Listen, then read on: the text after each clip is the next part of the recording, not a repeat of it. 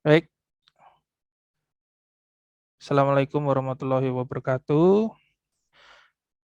Selamat datang teman-teman semua, ada 65 orang yang sudah online pada malam hari ini. Karena ini sudah 7.35 sesuai dengan jadwal, maka insya Allah acara akan kita mulai bersama-sama. Bismillahirrahmanirrahim.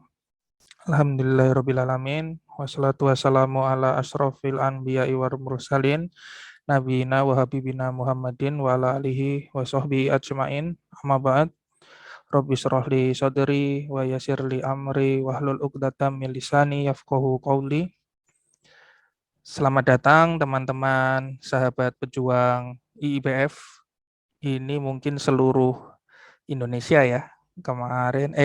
Tadi saya dikabari oleh teman-teman event ini juga di-blast ke beberapa daerah selain Jawa Tengah. Jadi saya ucapkan selamat datang di acara Inspirasi Bisnis yang dipersembahkan oleh IIPF Jawa Tengah pada malam hari ini bersama narasumber kita Bapak Buyung Zainal Abidin.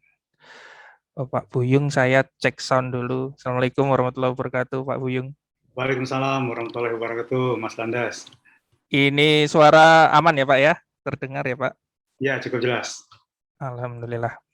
Baik, pertama-tama saya ucapkan terima kasih kepada Pak Buyung yang sudah berkenan menyediakan waktu malam ini, Pak. Ini malam-malam kita ngumpul bareng sahabat-sahabat pejuang IPF se-Indonesia ini. Saya juga mengucapkan terima kasih juga ke tim IT IPF Pusat, tadi diwakili Mas Ihsan, juga berkenan tadi mengupgrade Zoom meeting room-nya IPF Jawa Tengah. Jadi insya Allah nanti malam ini karena pertemuan sebelumnya itu animonya besar, room-nya cuma muat 100 orang, jadi sempat banyak yang nggak bisa masuk. Semoga malam ini karena sudah di-upgrade bisa mengakomodir animo dari teman-teman semuanya untuk bisa bergabung di sesi inspirasi bisnis ini.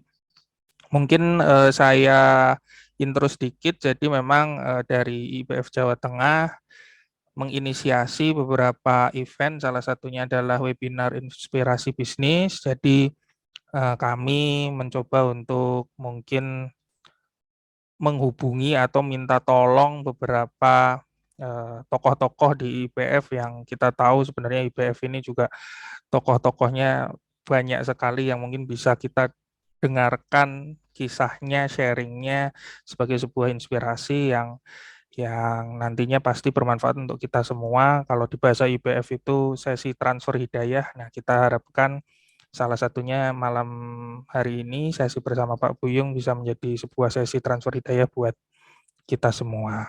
Saya juga ucapkan untuk pengurus IPF, terima kasih untuk segenap pengurus IPF Jawa Tengah yang telah berpartisipasi mensukseskan acara malam hari ini. Coba saya cek juga apakah sudah ada teman-teman dari pengurus, mungkin Mas Gofar atau Mas Ruswanto, apakah sudah online atau belum, atau mungkin masih perjalanan. Ya, mungkin ini masih perjalanan, Pak. Jadi karena ini sudah banyak yang berkumpul, kita akan coba mulai acara kita pada malam hari ini. Saya coba awali dengan membacakan sedikit profil singkat dari Pak Buyung Zainal Abidin. Nama beliau, nama lengkapnya Bapak Buyung Zainal Abidin, tempat tanggal lahir Jakarta 8 Maret 1965. Berarti umur sekarang 57 tahun ya, Pak? Betul, betul Mas Landas. Siap. Status menikah dengan 1 orang istri dan 4 orang anak. Wah, Masya Allah, ini sudah lengkap lah kebahagiaannya insya Allah. Pendidikan sarjana teknik jurusan mesin. Oh, jadi fakultas teknik ya Pak, jurusannya protinya teknik mesin berarti ya. Betul. Fakultas Teknik Universitas Indonesia. Lalu bisnis beliau ini di bidang EPC. EPC itu berarti Engineering, Procurement, dan Construction ya Pak ya, kalau nggak salah. Betul Mas Landas, betul. Jadi beliau ini kontraktor untuk sistem HVAC, HVAC, heating, ventilation, dan air conditioning kalau nggak salah ya Pak ya, betul ya? Betul, Mas Andes. Jadi di bidang tersebut, lalu juga ada juga di bidang lain di mechanical and electrical pada sektor bisnis oil and gas, power plant, petrochemical, dan mining. Dan itu bisnisnya semua berada di bendera PT Tata Udara Nusantara, betul ya Pak ya? Betul. Atau kita kenal mungkin ngetrennya mungkin PT Tun ya Pak ya? Ya, untuk lebih mudah diingat. Lebih mudah diingat PT Tun. Ini kalau saya share sebentar company profilnya boleh Pak? Monggo silakan Mas Landes. Saya coba share sedikit ke teman-teman jadi biar ada gambaran tentang PT Tata Udara Nusantara. Sorry. Nah, ini dari Pak Buyung kemarin mengirimkan materi PDF company profile dari PT Tun. Jadi PT Tun ini seperti yang kita ceritakan tadi, bergerak di beberapa bidang. Ini ya Pak ya, jadi sektornya di oil and gas, power plant, petrochemical, dan mining. Kalau utamanya di mana Pak? Atau semuanya sama? Ya, keempat ini. Empat-empatnya ya, rata berarti ya Pak ya? Ya. Siap. Jadi seperti tadi dibacakan juga bergeraknya di engineering, di procurement. Procurement itu apa Pak? Kalau boleh tahu Pak? Itu pengadaan. Oke, pengadaan ya. Siap. Jadi untuk pengadaan, konstruksi juga ya Pak ya, dan maintenance. Nah ini bagian yang tadi saya baca-baca juga istilahnya mantap lah menunjukkan kompetensi dari PT Tun. Jadi klien-klien beliau ini kebanyakan juga company-company ini skalanya nasional dan multinasional ya Pak ya, berarti ya Pak ya. Betul. Nah nanti mungkin di sesi sharing kita mungkin nanti kita bisa ngobrol-ngobrol lebih lanjut tentang perjalanan PT Tun dan juga perjalanan pribadi dari Pak Buyung Zainal Abidin. Ini awards dari PT Tun. Ya, dan ya ini sudah sampai di akhir company profile. Nah, nanti lebih asiknya mungkin kita sesinya sharing ngobrol santai mungkin ya Pak ya. Tapi semoga nanti isinya juga istilah kalau zaman sekarang daging semua ya semua. Pak Buyung, saya boleh tanya Pak, nama Bapak ini kan mirip dengan tokoh nasional ya Pak ya, Zainal Abidin Ahmad nih. Dulu kan panggilannya Buyung Zainal Abidin. Itu apa memang orang tua dari Sumatera atau bagaimana Pak? Betul sekali, persisnya dari Bengkulu. Orang tua saya namanya Zainal Basir Pak. Jadi Zainal tuh nama dari orang tua itu. Oh begitu ya. Jadi ayahnya Pak Halo? Buyung, ya cek, bisa terdengar Pak? Ya, oke. Ayah saya namanya Zainal Basir. Jadi Zainal tuh nama dari orang tua. Oke. Jadi ayahnya namanya Pak Zainal juga ya. Jadi diturunkan ke Zainal Bapak. Basir. Ya. Tapi kalau Bapak lahir sudah di Jakarta ya Pak ya? Orang tua sudah perantau, jadi lahir besar sudah di Jakarta. Oh, lahir besar sudah di Jakarta. Berapa bersaudara Pak Buyung kalau boleh tahu kalau dari background keluarganya Pak? Saya 5 bersaudara. Saya anak pertama. Oh, Bapak anak pertama. Iya. Lalu kelima saudara ini tersebar di mana saja sekarang Pak? Sekarang yang nomor kalau 1, 2, 3 di Jakarta, yang nomor 4 itu lagi tugas di Batam. Kebetulan dia TNI. Oh, yang nomor 4 TNI. Ya. Yang ini, yang bungsu? Yang bungsu ya kebetulan dipanggil Allah duluan. Oh, ya, mohon maaf Pak. Jadi ini sekarang tinggal 4 ya Pak ya? Tinggal 4. Siap. Nah, kalau perjalanan ada motivasi untuk jadi pengusaha itu dulu ceritanya gimana Pak? Apakah Pak Zainalnya dulu juga pengusaha atau bagaimana Pak? Oh enggak, ayah saya dulu PNS. Oke. eh, dan apa namanya, saya terinspirasi untuk jadi pengusaha setelah apa namanya, ya sejak kuliah sebetulnya juga sudah mulai cari tahu, cuma Mm. begitu lulus sempat kerja 10 tahun lah kurang lebih. Oh, berarti awalnya profesional ya Pak ya? Ya awalnya profesional. Kalau boleh tahu di 10 tahun karir profesional itu perjalanannya gimana Pak sebelum jadi pengusaha itu Pak? 3 tahun pertama itu kebetulan apa namanya, saya direkrut oleh Astra. Jadi waktu 6 bulan sebelum lulus, tim Astra datang ke kampus untuk rekrutmen. Ya. Mereka mengundang bagi yang 6 bulan yang akan datang akan lulus, silakan mendaftar. Saya salah satu yang mendaftar, kemudian dites 1 hari di Astra Recruitment Center waktu itu, dan alhamdulillah keterima. Pada saat saya sidang sarjana, selesai sidang, saya bawa surat ijazahnya belum keluar, tapi surat keterangan lulusnya sudah saya dapat. Saya Ya. bawa ke Astra, 2 minggu kemudian langsung kerja. Ah, oke oke oke. Jadi jalan tol ya Pak ya istilahnya, lancar. Ya, jadi seperti itu. Di Astra berapa tahun Pak berkarir Pak? Di Astra cuma 3 tahun, selebihnya Oke. masuk ke dunia konstruksi. Nah, disitulah saya lebih Nah, mengenal lebih banyak apa namanya konstruksi. kalau konstruksi kalau boleh tahu di mana Pak company-nya waktu itu Pak? Ada beberapa yang saya pernah masuki, ada di Sparindo Utama, ada apa namanya Aquarindo Utama, ada Supra 5, jadi ada 3 perusahaan lah yang pernah saya terlibat di dalamnya.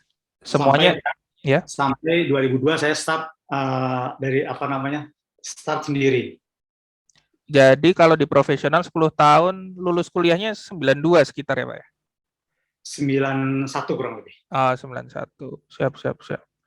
Itu semua base-nya pekerjaannya di Jakarta ya Pak ya? Di Jakarta, betul. Oke, berarti memang dari lahir sampai sekarang berkarir di Jakarta ya Pak ya? Jakarta. Tulen. Tapi proyeknya di Nusantara, Pak. Ya, betul. Kalau tadi kita lihat portfolionya itu pasti sudah keliling Nusantara ya, Pak ya. Nah, itu gimana Pak titik baliknya? Jadi 2002 Bapak sudah berarti kan berkarir kalau di konstruksi berarti sekitar 7-8 tahunan ya Pak ya. Ya. Lalu kok ada api atau semangat untuk saya buka sendiri atau jalan sendiri itu gimana Pak Buyung? Ya, apa namanya ya, awalnya ya kan kita sebagai apa marketing manager, saya udah punya network, kemudian saya lihat rasanya apa namanya ya, kok udah punya network nggak dimanfaatkan gitu kan. Iya, iya, Jadi iya. kita mencoba ya. Cuman sayangnya waktu itu kan belum kenal IBF. Makanya bagi teman-teman yang saat ini baru setahun 2 tahun udah kenal IBF, insya Allah larinya bisa lebih cepat, Pak. Gitu ya Pak ya. Itu iya. Ada kesimpulan itu ya. Nanti kita mungkin bisa bahas itu lebih dalam ya Pak ya. Cuman Boleh, boleh. yang 2002 itu kalau mohon maaf kalau menikahnya tahun berapa Pak? Menikah saya cukup lama, tahun 88. Oh, menikah tahun 88. Tahun 88, anak pertama tahun 91. Oh, berarti waktu masih kuliah sudah menikah, maksudnya lulus kuliah sudah menikah ya? Betul. Anak pertama Ah, saya kan tahun 91. Jadi oke. saat ini udah punya 3 cucu, Pak. Oh, Masya Allah. Jadi, aduh ya, menikahnya juga cukup ini ya, cukup awal juga ya istilahnya ya Pak ya.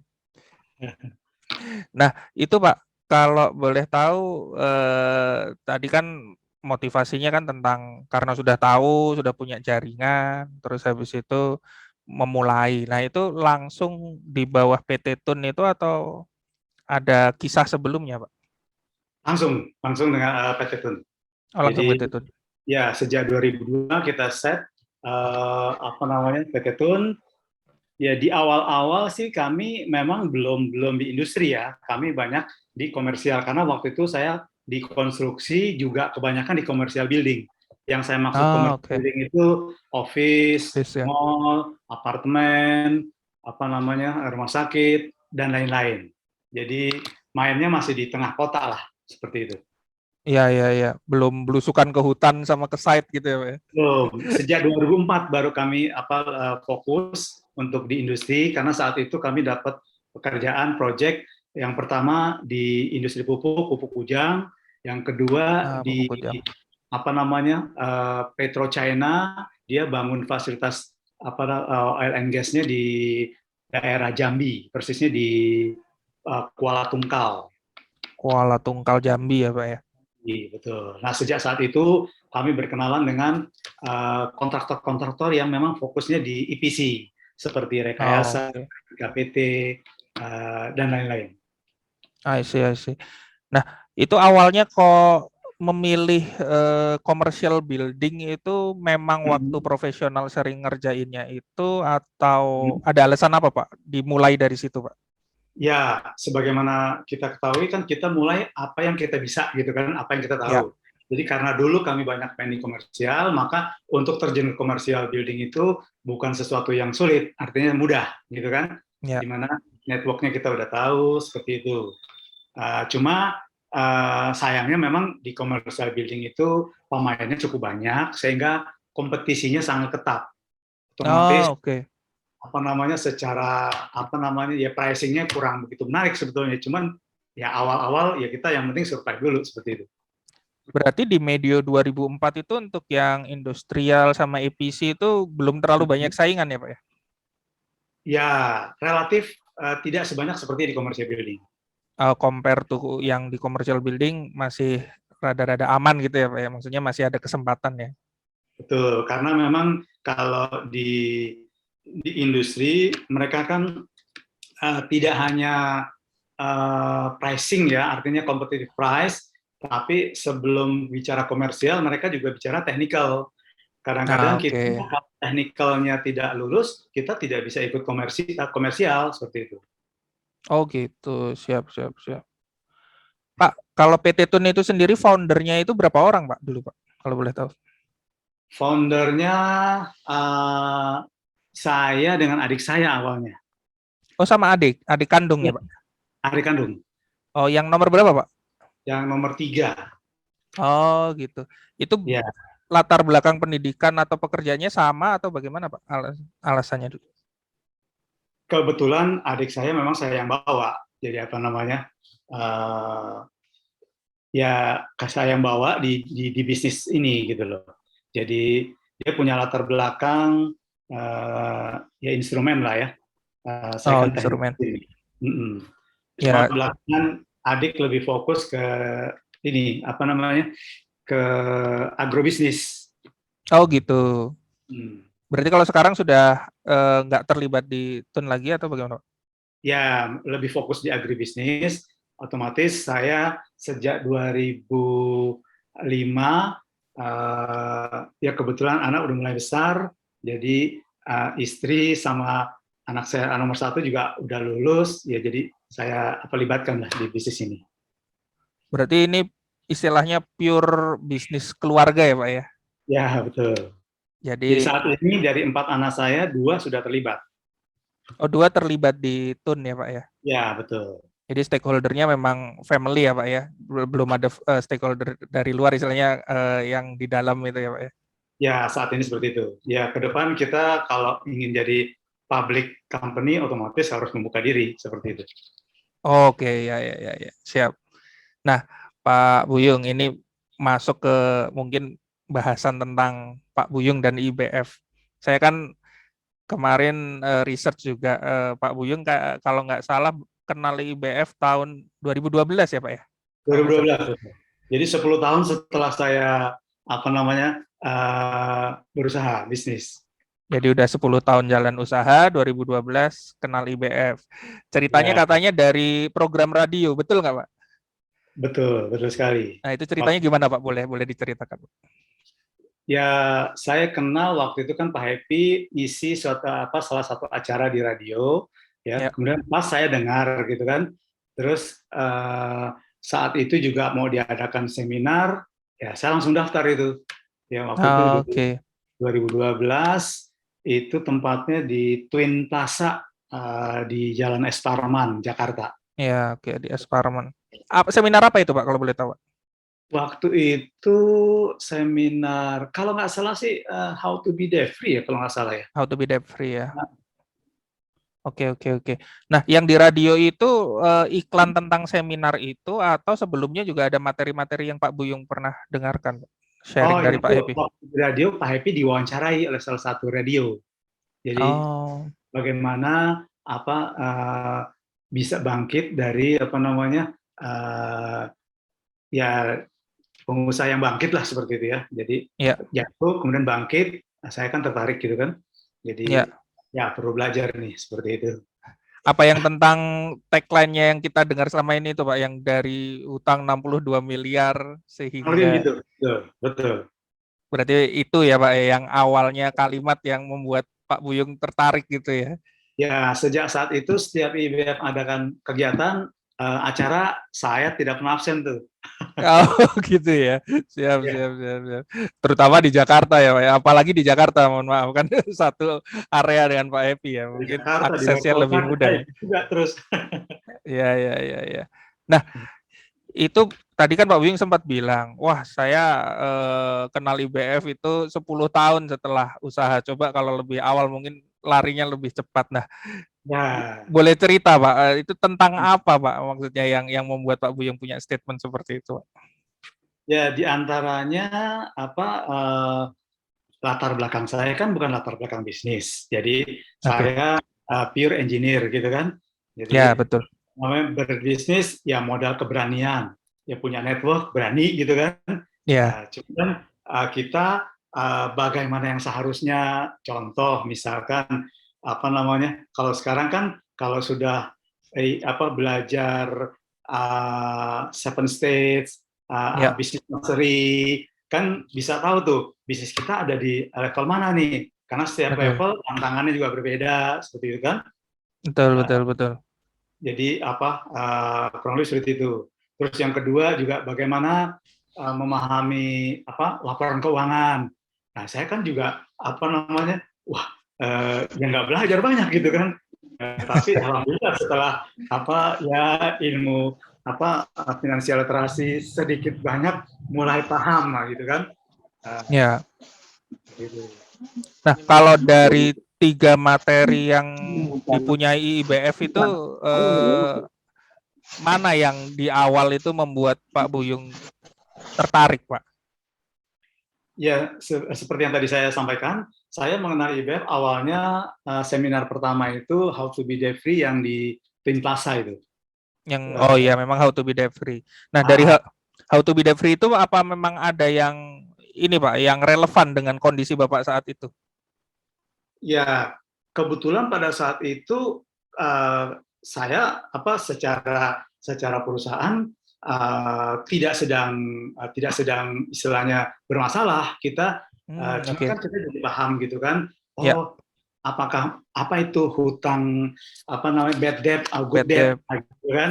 Ya, Jadi betul. kalau hutang kita hutang yang produktif, oh berarti itu good debt. Tapi kalau hutang kita yang konsumtif, itu bad debt gitu kan. Ya, betul. Jadi paling tidak sudah mulai mengenal gitu kan. Ya, betul, Pak. Dan kebetulan juga di How to be Debt Free tidak semata-mata bicara hutang, tapi kan juga bicara bisnis secara keseluruhan umum juga. Nah, sehingga wah ini perlu nih karena ya selama ini kami juga sering ikut workshop segala macam. Cuma kan pada umumnya pelaksananya itu ataupun yang memberikan materi itu umumnya mereka lebih ke konsultan, bukan business owner gitu loh. Bukan Jadi praktisi gitu ya, Pak ya. Kebanyakan coach gitu ya. iya, jadi mereka ya ngomong begini begitu begitu belum tentu dia prakteknya menjalankan gitu loh, seperti Ya, itu. Nah, kalau kita mendengarkan langsung dengan praktisi di mana dia business owner, sehingga kita juga jalan pikirannya itu sama seperti itu. oh, jadi itu juga menurut Pak Buyung value juga yang dimiliki IBF dan Pak Happy pada waktu itu ya, Pak ya? Betul, betul. Siap, siap. Mohon maaf Pak, ini mungkin saya juga mau menyampaikan ke teman-teman, ini karena kita juga sudah jalan beberapa menit. Teman-teman yang punya pertanyaan boleh langsung diketik di kolom chat di Zoom ini. Jadi nanti kalau teman-teman punya pertanyaan untuk Pak Buyung, boleh langsung diketik saja di feature chat di Zoom. Atau nanti kalau juga yang mau bertanya langsung, maksudnya lisan dan visual, nanti bisa raise hand, nanti mungkin saya bisa bantu untuk moderasi, untuk bisa diskusi langsung bertanya dengan Pak Buyung. Nah, kita lanjut ngobrol nih Pak ya. Tadi kan Maaf, seperti saya belum nggak sempat nyiapkan materi nih. nggak apa-apa, nggak Kemarin apa-apa. Ini memang sempat, konsepnya ngobrol, Pak. oh gitu. Kemarin Iya, sempat ini juga Mas Landes, sempat miskomunikasi dengan Mas siapa? Wanto. Mas Wanto. Oh iya, gimana Pak? Saya Pak Buyung gimana Senin? Waduh Mas Wanto, saya jam sekian, saya masih ada meeting di saat ini. Saya tadinya pikir offline. Oh, gitu. Jadi Iya, iya, iya, iya, iya. dari Jakarta jam 6 baru selesai meeting saya. Ke Pekalongan 4 jam gitu. Online ini Pak, online. Alhamdulillah online. Mas Wanto nggak ngasih tahu saya, Pak Buyung ini online. Oh, online loh. Saya pikirnya Ya, offline. ya, ya, ya, betul Pak. Sempat Ini komunikasi itu. tapi Pak Buyung semangatnya sudah melupakan pandemi ini berarti. Jadi sudah semangat offline offline terus ini bagus nih Pak. Tempo hari saya kan pernah hadir ke Pekalongan. Jadi Iya Pak. tempo hari pernah ditagih, kapan Pak Dokter Udi juga minta kan Sama gitu kan, Dokter Rudi ya betul. kapan nih bisa ke sini gitu. Saya pikir saya ditagih gitu kan. Oh, ya ditagih juga sih Pak. Cuman mungkin ini acaranya agak berbeda gitu. Oh Ya, gitu. jadi Oh, serupanya miskomunikasi. siap, siap, siap. Oke, Ya oke. ini Insya Allah kan ini online juga bisa disimak dari sahabat-sahabat pejuang se-Indonesia lah ya. Jadi Baik, baik. semoga apa istilahnya manfaatnya lebih luas gitu. Nah, tapi nanti tetap ke Pekalongan juga boleh Pak. Nanti saya dimarahin Dokter Rudi sama Mas Wanto nih Insya Allah, gara-gara insya Allah. gara-gara udah online nanti Pak Uyu nggak jadi ke Pekalongan. Ya Insya Pak, Allah. kita lanjut coba ya Pak ya. Jadi Baik. tadi kan di How to be Debt Free Pak Buyung bilang, oh sebenarnya company saya tidak dalam masalah atau sedang ya cukup baik lah kondisinya.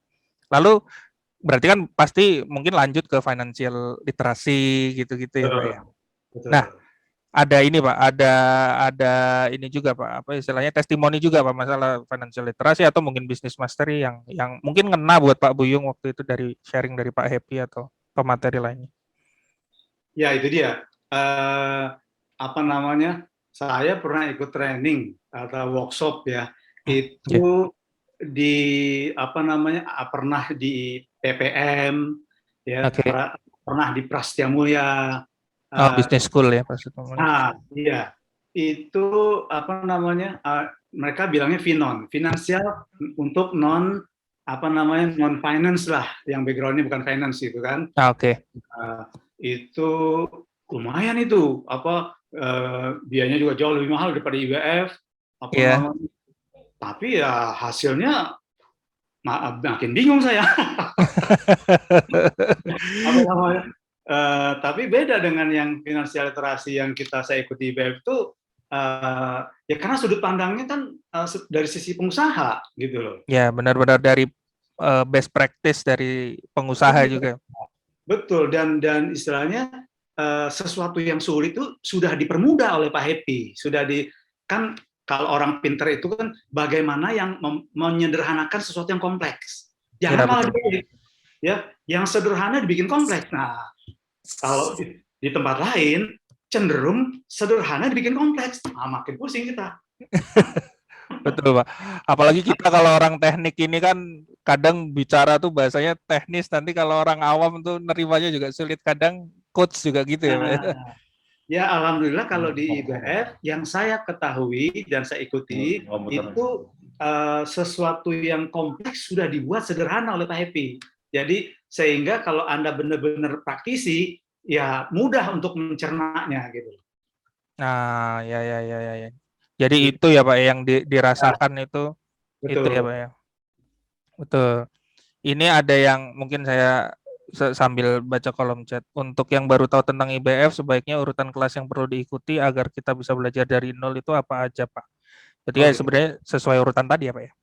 Ya apa namanya?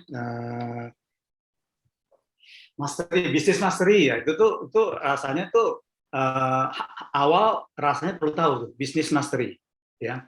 Business mastery menurut Bapak juga penting ya? Ya, itu apa namanya? Mungkin di awal-awal kalau orang yang masih baru kan dia mesti paham bisnis saya ini kalau dari seven state itu di state berapa ya? State 1, state 2 atau seperti itu. State 1 Ya, itu ya, ya. apa tantangannya gitu kan? Ya, betul. Gimana mengatasinya? Ya, Seperti itu. Mungkin bisnis master itu penting untuk yang belum pernah gitu kan. ya, Biasanya ya bisa apa namanya financial literasi atau how to be debt free seperti itu. ya, Karena kan sebagai pengusaha itu kan tugas utamanya kan 3 tuh ya. Pertama how to sell, gimana kita menjual, ya betul. kan?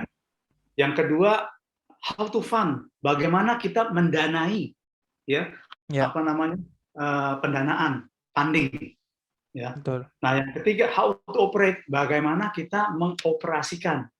Nah itu tugas pengusaha 3 tuh. Nah, Ya, kalau tiga minimal 2 yang Anda kuasai. Pertama how to sell sama how to fund. Kalau how to operate kita bisa cari orang yang apa namanya profesional ya. kalau kita 2 ini sudah kita kuasai. Bisa Kita bisa berpartner ya, Pak ya? betul seperti itu. Ya, berarti kalau untuk masalah fundamental ilmu atau dari materi 3 materi itu menurut Pak Buyung yang cukup fundamental penting di bisnis mastery ya, Pak ya? Yang saya seperti itu. Business mastery ikuti ya. Selanjutnya bisa financial literasi ataupun how to be debt How to free. be debt free.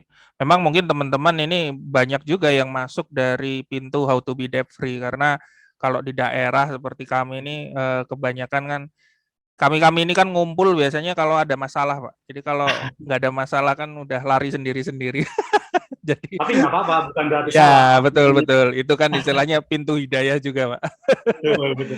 Jadi beberapa juga mungkin teman-teman yang baru juga bisa juga masuk lewat how to be debt free atau mungkin ya kalau pas kena pusingnya masalah pengelolaan keuangan juga bisa di financial literacy juga ya Pak ya.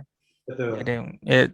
kalau dari teman-teman yang mungkin sudah hatam 3 materi itu ya insya Allah itu benar-benar fundamental lah seperti kata Pak Buyung tadi. Harinya bisa lebih cepat nanti.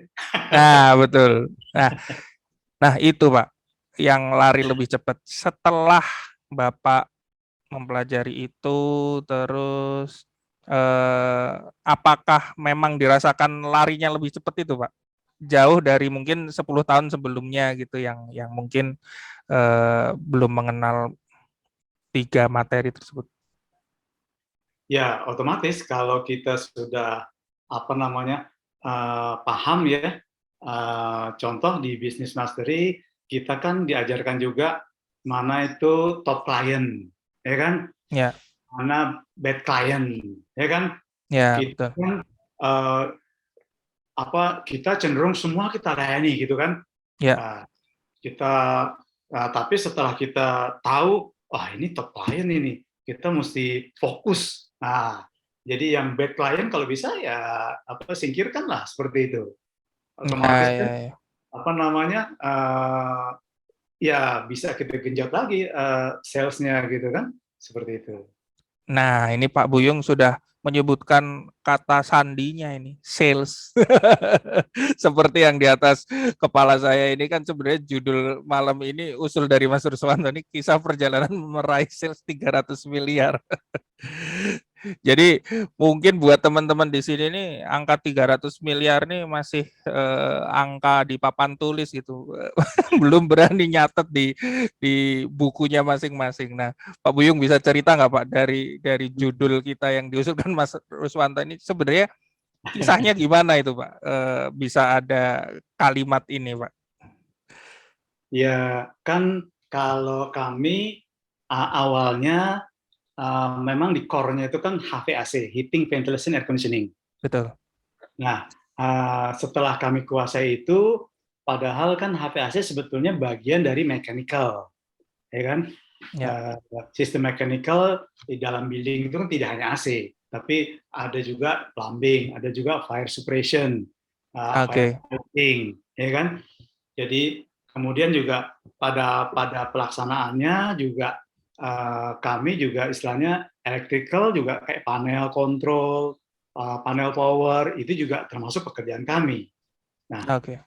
sehingga kami tetap dalam konteks yang sama, artinya cuman sesama mechanical dan ada kaitannya juga electrical, otomatis yang tadinya kami cuma scope-nya cuma HVAC aja, tapi berikutnya kami juga ada paket-paket yang lainnya, seperti itu. Oke. Nah, Jadi kalau satu project dulu kami hanya untuk HVAC aja, tapi untuk project-project berikutnya tidak hanya AC, tapi kami juga ada paket untuk plumbing, paket untuk firefighting, fire suppression, ya berikutnya nanti juga dengan sistem electrical seperti itu. jadi awalnya kan memang di HVAC. HVAC-nya mulai tahun berapa, Pak? Fokus niche di HVAC. Dari sejak berdiri kami awalnya di situ, dari sejak 2002. Oh, berarti maksudnya yang di komersial pun juga HVAC? Betul. Oke. HVAC, betul. Jadi masuk ke industrial juga ngerjakannya HVAC juga. Betul. Terus expand istilahnya cross selling ke beberapa bidang di samping-sampingnya gitu ya, Pak? Betul, kita extend gitu. Kebetulan untuk beberapa klien seperti kayak Hyundai Engineering ya. Hyundai Engineering itu paket pekerjaan AC itu digabung dengan paket plumbing, fire suppression, seperti itu. Jadi otomatis kami juga harus menguasai.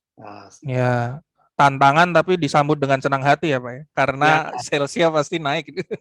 Betul. Nah, itu ceritanya yang angka 300 miliar ini tercapainya setelah berapa tahun berbisnis itu Pak? Maksudnya di poin kita kan ngomong 300 miliar tuh harusnya dalam 1 tahun usaha lah ya Pak, 1 tahun buku gitu lah Pak. Itu setelah berapa tahun Pak bahwa PT Tun ini bisa sampai ke titik yang 300 M itu Pak? Yang pasti setelah kenal IBF yang pasti. Wah, ini testimoni lagi jadi. Nah, itu tahun berapa kalau boleh tahu Pak?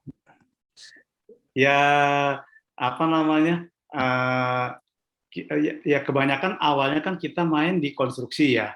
Tapi ternyata kan bidang lain untuk maintenance, untuk yang project-project maintenance, untuk di yang proyek-proyek SKK migas ya, itu juga nilainya besar-besar. Jadi ya baru belakangan inilah kurang lebih. Baru belakangan ini. Oke. Siap. Nah, Pak, tadi kan kita bicara angka-angka yang sepertinya menarik, besar gitu. Pasti kan di situ ada banyak tantangan, banyak cerita-cerita, istilahnya apa ya? Keluh kesah, keringat, perjuangan. Nah, apa Pak yang selama ini berarti kan sudah jalan 20 tahun nih Pak, yang mungkin ada highlight-highlight yang mungkin bisa diceritakan ke kami Pak, tantangan-tantangan yang Pak Buyung pernah hadapi. Ya, tantangannya kalau di bisnis seperti kami ya di konstruksi itu diantaranya memang how to fund itu salah satu tantangan. Oke. Ya karena kan tipikal bisnis kami itu di awal kami biasanya cash flow-nya negatif, paling nggak 6 bulan pertama. Setelah itu baru kita udah mulai positif. Bulan ke-7 itu kita baru mulai positif. Seperti itu. Oke. Nah, di bisnis-bisnis seperti ini kan ilmu istilahnya financial literacy terpakai sekali ya Pak ya. Karena kan posisinya pembayaran kan biasanya di belakang, kadang di tempo juga dan lain sebagainya. Itu bisa diceritakan Pak, seluk-beluk atau bagaimana kiat-kiatnya? Ya, kalau bagi yang sudah pernah ikut finansial literasi, kan kita juga diajarkan bagaimana membuat cash positif, ya kan? Betul, OCF ya Pak ya. OCF positif, betul. Ya, jadi ada 5 tuas atau 5 cara ya untuk membuat OCF positif. Yang pertama, sales-nya kita tingkatkan. Nah itu. Ya. Yang kedua, AR ataupun tagihan ya, itu kita persingkat. Yang tadinya mungkin 30 hari, kalau bisa kurang dari 30 hari. Nah, kasarnya seperti itu. Yang ketiga, sebaliknya AP, account payable atau hutang, kalau bisa diperpanjang. Jadi yang tadinya mungkin sebulan, bisa 2 bulan, atau syukur bisa 3 bulan. Ya. Nah, yang keempat, inventory ataupun stok, Persediaan, ya. persediaan itu diturunkan inventory days-nya ataupun nilai inventory-nya kalau perlu, seperti itu, inventory days ya. Ya. Itu yang keempat. Yang kelima, satu lagi ya reduce cost. Ya, betul. Ya, jadi HPP-nya bisa nggak diturun, di press lagi seperti itu. Nah, itu 5 cara itu ya, itu diajarkan tuh di financial literasi. Nah, kalau di perjalanannya Pak Buyung sendiri, dari 5 itu yang akhirnya terasa paling kuat yang mana tuh Pak, yang bisa diterapkan di kasusnya Pak Buyung sendiri? Itu mesti 5-5-nya kita paralel. Oke. Jangan cuma satu tuas saja itu. Kalau 5-5-nya kita jalankan secara bersamaan, Ya. itu sangat powerful. Ya. Gitu. Nah, kayak tadi Pak Buyung kan sempat singgung juga dari 5 itu kan masalah account receivable kan dipercepat. Nah, menantang nggak sih Pak sama klien-klien blue chip ini yang perusahaan multinasional dan perusahaan besar-besar ini untuk menggunakan skema-skema seperti itu Pak? Ya, memang perusahaan besar mereka sudah ada standar ya. Jadi Ya, betul. mereka sudah ada standar, katakanlah dia pembayaran 30 hari atau 45 hari gitu kan. Ya. Seperti itu. Ya, memang di awal-awal ya mereka memang kita harus follow aturan mereka. Ya. Jadi karena kan itu udah istilahnya udah standar lah seperti itu. Ya SOP-nya lah ya. Betul.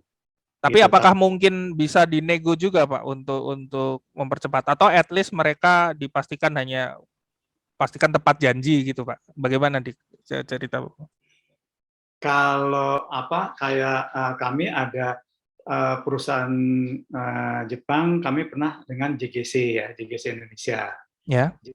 JGC Indonesia itu salah satu perusahaan Jepang. Mereka memang secara kontrak 30 hari. Cuma mereka itu dalam 1 bulan ada 2 tanggal kalender yang biasa mereka bayarkan, di tanggal 10 dan di tanggal 25. Oh gitu. Nah, lalu kami istilahnya ya Pak?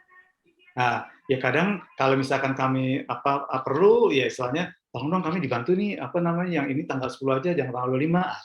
Kita bisa bikin surat tuh, bisa mengajukan seperti itu. Oh, jadi nanti kalau pelan-pelan kalau sudah terbangun relation yang bagus bisa ya Pak ya, nego-nego seperti itu ya. Ya di awal memang kita harus follow sih, di awal karena itu standar mereka ya. Tapi setelah dengan berjalannya waktu, mereka istilahnya puas dengan hasil kerja kita, tentunya kita juga bisa ya kasarannya minta tolong lah seperti itu. Nah, oke Pak, siap.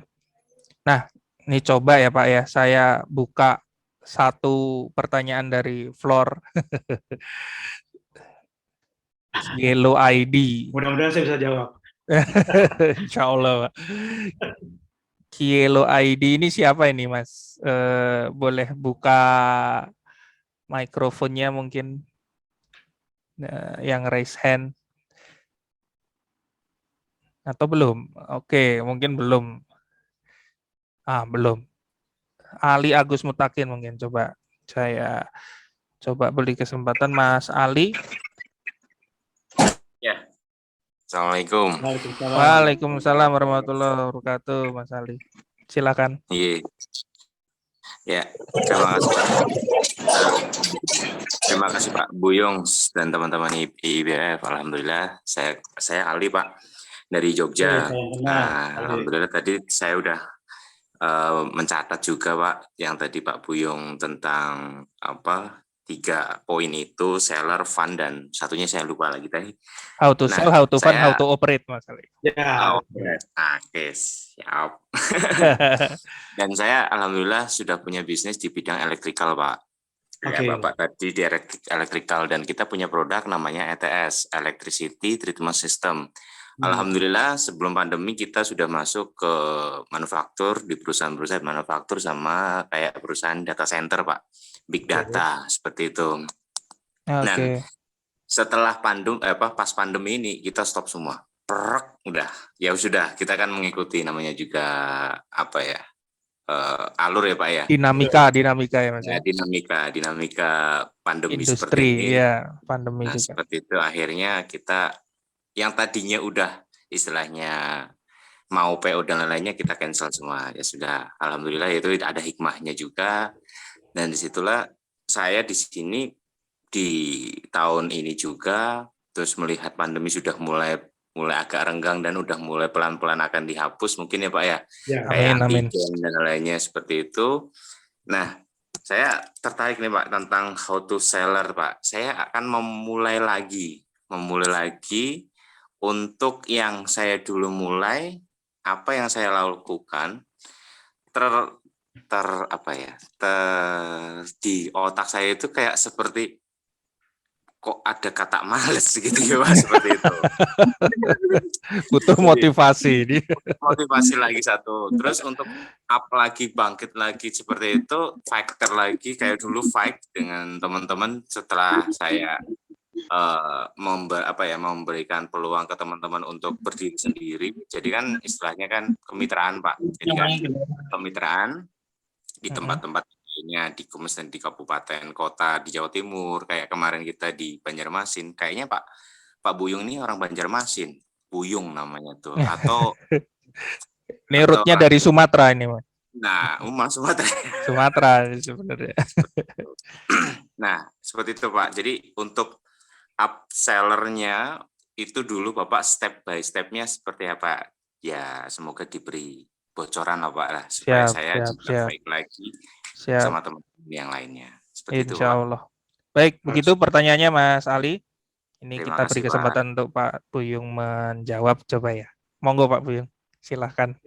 Oh ya sebelumnya mungkin di Jawa Tengah ini Anda beruntung kita IIB punya poster ada Mas Ruslanto ya dari Pekalongan. Betul. Andri Budiono. Betul. Di Solo. Dan Mas Arsanto. Mas Arsanto di Solo juga. Jadi kalau ke Jakarta kejauhan, nah mungkin beliau bertiga ini siap itu untuk sharing ya Pak ya. Untuk sharing seperti itu. Coba sama saya juga siap juga. Allah. Seperti itu. Oke, kembali tadi pertanyaan Pak Ali ya tadi ya? Iya, betul. Ya, betul. Bisa diulangi Mas Vandes pertanyaannya tadi? Ya, jadi kan kalau saya tangkap tadi Mas Ali ini kan punya usaha ya mungkin satu ini ya Pak ya, inline dengan Bapak juga ya. Kemarin tantangannya karena pandemi mungkin. Jadi pandemi, industrinya turun, terus ya sempat mungkin ya ambil nafas sebentar lah. Sekarang mungkin udah kepengen lari lagi tapi mungkin bingung mulai dari mana gitu Pak. Ini ada pertanyaan juga, Pak Buyung dulu dapat kliennya gimana, relasinya gimana, canvassing atau subkon lah. Mungkin Mas Ali juga mirip nih, step by stepnya untuk dapat apa istilahnya hubungan dengan istilahnya beberapa klien yang sudah oke sekarang itu bagaimana Pak? Mungkin mirip-mirip itu Pak, untuk pemasaran gitu Pak. Oke. Betul, salahnya. Jadi kalau pengalaman kami di PT Tun ya sejak 2000 kan di awal-awal kami berdiri 2002 memang kami karena dulunya pemain di commercial building ya otomatis kami juga bisnisnya di commercial building. Tapi sejak 2004 kami mengenal klien-klien yang main di EPC seperti kayak rekayasa industri, IKPT, ya ada juga Tripatra, ada juga yang lain-lain, ya otomatis mereka kan kalau saya udah dapat 2 itu, otomatis kompetitor mereka saya akan cari tahu tuh. Jadi juga akan tawarkan hal yang serupa dengan mereka. Begitu di perusahaan seperti perusahaan Jepang. Dulu kami pernah dapat kontrak dari perusahaan namanya kompetitornya JGC. Dulu ada namanya PT ada Toyo Industri, Toyo Engineering. Nah, jadi kalau kita udah dapat, wah ini perusahaan Jepang yang main di EPC siapa aja ya? Nah, setelah kami Toyo tahu, kami otomatis nggak suka bang. seperti itu. Oh, oke. Di perusahaan Korea dulu kami sebelum berkontrak dengan Hyundai Engineering, kami juga pernah dapat kontrak dengan POSCO Engineering. Ah, oke. Nah, jadi tipikalnya seperti itu. Kalau perusahaan Korea ataupun perusahaan Jepang, kalau sudah pernah bekerja dengan salah satu perusahaan Korea untuk mendapatkan perusahaan Korea yang lain, itu jauh lebih mudah. Begitu juga perusahaan Jepang. Jadi justru kompetitor dari klien kita itu pangsa pasar buat kita ya Pak ya? Ya, kita tinggal, wah ini siapa pesaingnya ini ya, gitu kan. Oh, otomatis kita juga perkenalkan kita punya company ke mereka. Oh, oke. Dan menurut mereka malah itu sebuah jaminan kredibilitas ya istilahnya. Oh, dia udah kerja sama kompetitor saya, kayaknya ini valid juga nih perusahaannya gitu Pak? Ya, kan pasti kurang lebih begitu. Gitu. Ah, oke. Berarti kalau sistemnya sendiri nih teman-teman juga ada yang tanya teknisnya Pak. Itu ikut tender atau karena kenal word of mouth atau bagaimana Pak? Kalau Ya, dari Pak Bim? kalau kami kan proyek-proyek umumnya di atas 1 miliar. Pasti dengan tender Pak, nggak mungkin dengan tunjuk langsung gitu ya. Iya. Jadi kami biasanya membantu mereka itu dari sejak mereka masih bidding. Contoh,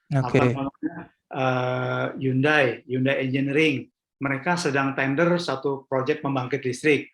Mereka kirim ke kami namanya RFQ, Request for Quotation. Ya. Waktu itu dia belum ditunjuk, belum menang, masih tender. Tapi mereka ngirim RFQ ke perusahaan kami dan minta support agar ditawarkan. Gitu loh. Iya. Tawarkan tuh setelah mereka menang tender, otomatis kan kami tinggal follow up. Oh gitu ya Pak ya.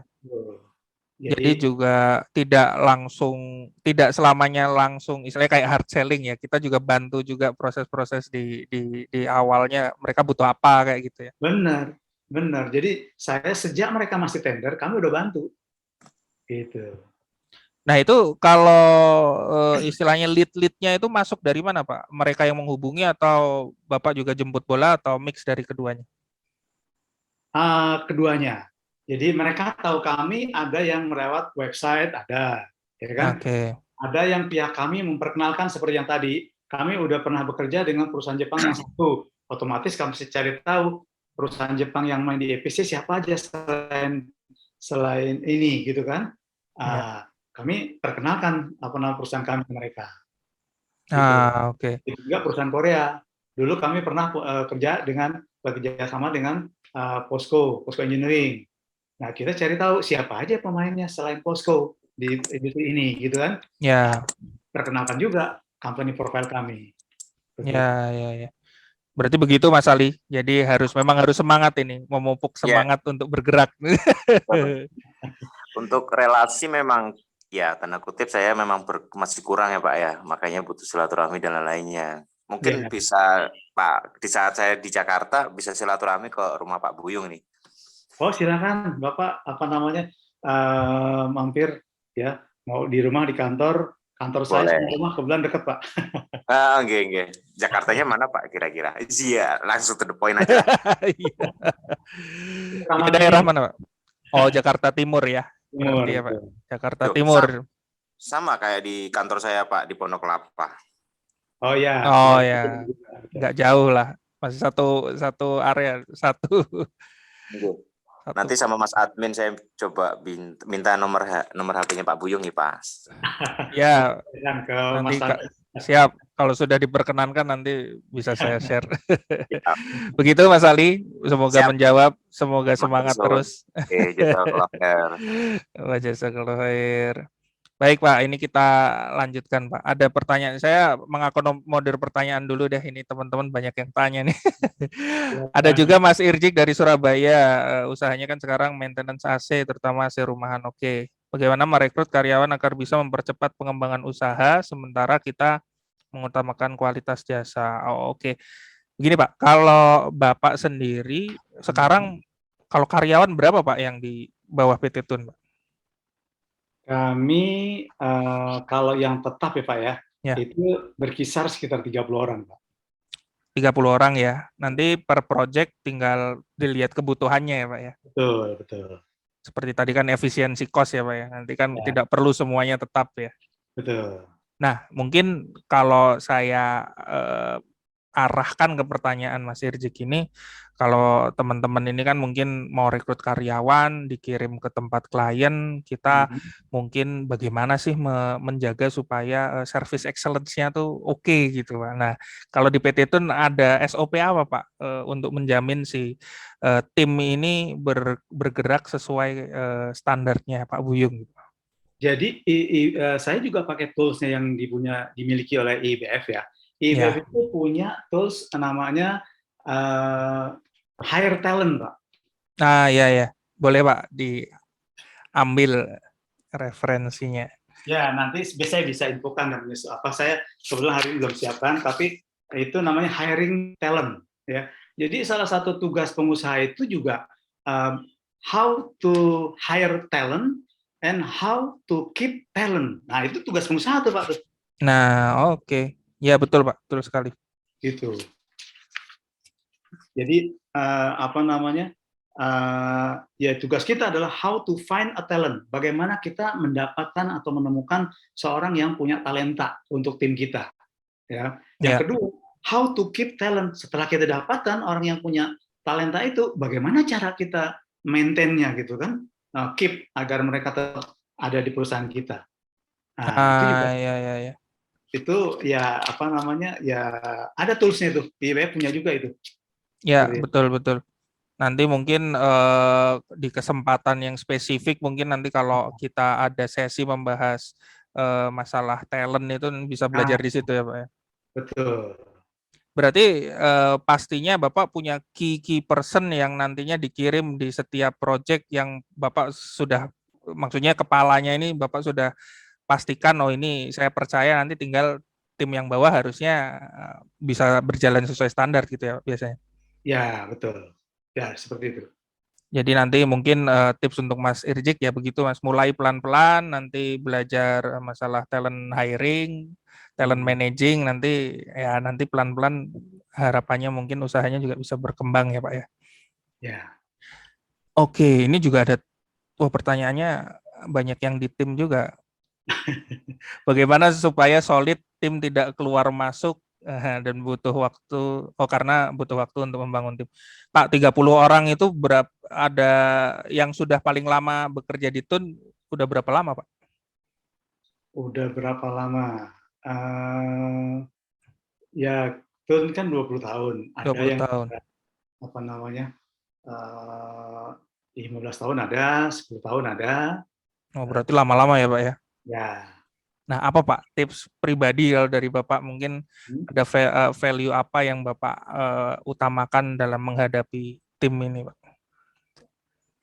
Ya, kalau kita waktu hire-nya itu apa namanya sudah benar gitu kan, kita mendapatkan talent-nya udah sesuai, ya berikutnya kan kita bagaimana mempertahankan gitu kan, how to keep talent, mempertahankan. Ya otomatis ya orang-orang yang berbakat itu kan kita kasih kesempatan untuk dia bisa apa namanya bisa perform atau punya kesempatan untuk naik kelas juga ya Pak ya? Benar, betul. Untuk karir apa namanya, kan kebetulan kami di company profile kan ada itu kami IPCC ya. Salah satunya itu adalah bagaimana apa namanya IPCC itu singkatan culture. Kami membangun culture lah ya untuk apa namanya budaya kerja gitu loh. Berarti ini ya Pak ya, sudah masuk ke tahapan culture ya Pak ya? Ya. Mungkin seperti Toyota atau apa dengan Kaizen seperti itu ya Pak ya? Mencoba membangun seperti itu ya? Kita coba membangun culture lah, budaya kerja. Isi. Siap. Ini Mas Agus Sidoarjo, ada tips rich formula dalam usaha Bapak? Langsung pengen rich aja. Bisa dijawab nggak itu, Pak? Untuk pertanyaan Mas Agus. Formula ya seperti yang diajarkan di IBF aja tuh. Itu kan. Ya, sebenarnya ya yang kita bahas di awal tadi itu ya, Pak ya. Masalah fundamental sebenarnya ya, Pak ya, betul. Betul. Kita bagaimana? Bangun fondasinya, setelah fondasinya kuat kan otomatis kalau bangunan waktu bangun fondasi tidak terlalu terlihat. Tapi setelah fondasinya kuat, otomatis kan akan ya dengan sendirinya cepat itu. Betul. Berarti dikuatkan fondasinya dulu ya, Pak ya. Betul. Oke, ada yang raise hand lagi, Mas Jerry Ari Ananta. Silahkan Mas Jerry dibuka suaranya. Baik, terima kasih Mas. Terima kasih Pak Buyung. Oh ya, selamat malam. Selamat malam. Selamat malam Mas Jerry. Silahkan Mas pertanyaannya. Ya, ini saya kan usahanya di konveksi garment ya. Jadi dari kota mana Mas? Maaf. Oh iya, saya dari Surabaya domisilinya. Kalau asal dari Kalimantan Tengah Mas. Oh, Kalimantan Tengah. Siap Mas Jerry. Monggo, ya, monggo. Dari Kalteng ya, Kalimantan Tengah ya? Ya, kalau asalnya dari Kalteng Pak Buyung. Saya lagi ada pekerjaan saya di Asam-Asam tuh, deket Kalteng tuh. Oh gitu. Kalteng. Jadi saya ini bangun home industry di Gresik. Itu produksi seragam ya Pak. Nah, jadi seragam. Kebetulan saya ini kantor pusatnya di Surabaya kita, terus produksi di Gresik perbatasan. Terus untuk distribusinya itu kita marketnya di Kalimantan, kita ada 6 titik, 3 titik cabang utama, 3 titik cabang partnership. Nah, jadi sejauh ini kita yang rutin omset harian masuk itu dari retail orderan komunitas atau organisasi mahasiswa. Nah, yang saya ingin tanyakan tadi ini ada beberapa hal sih Pak Buyung. Jadi pertama tadi saya mendengar terkait bed market itu seperti apa gitu kan. Jadi saya ingin sharing beberapa hal biar dapat pencerahan dari Pak Buyung bahwa yang dimaksud bed market itu yang masuknya bad market itu seperti apa sih? Bad client mungkin gitu ya. Kan. Terus good market itu apa indikasinya? Apakah berdasarkan omset, berdasarkan profit atau cash flow-nya yang cepat atau bagaimana? Karena posisinya kalau kita di retail itu saya ngomongnya retail karena ini ya jumlahnya mungkin sekali order mungkin di bawah 10 juta. Nah, sedangkan saya masuk kayak proyekan besar itu kayak kita ke corporate yang swasta itu mungkin nilainya ratusan. Atau yang saya lagi tanya ini sebenarnya ini kita mulai masuk ke ranah market corporate BUMN sama pemerintahan. Nah, sejauh ini kita kalau di pemerintahan sendiri biasanya subkon Pak Buyung. Nah, di subkon itu kita minusnya di harganya terlalu dipres, tapi ketika kita untuk pembayaran itu dominan lebih lancar karena yang nalangin kan pemenangnya ya. Nah, cuma kita nih di situ kita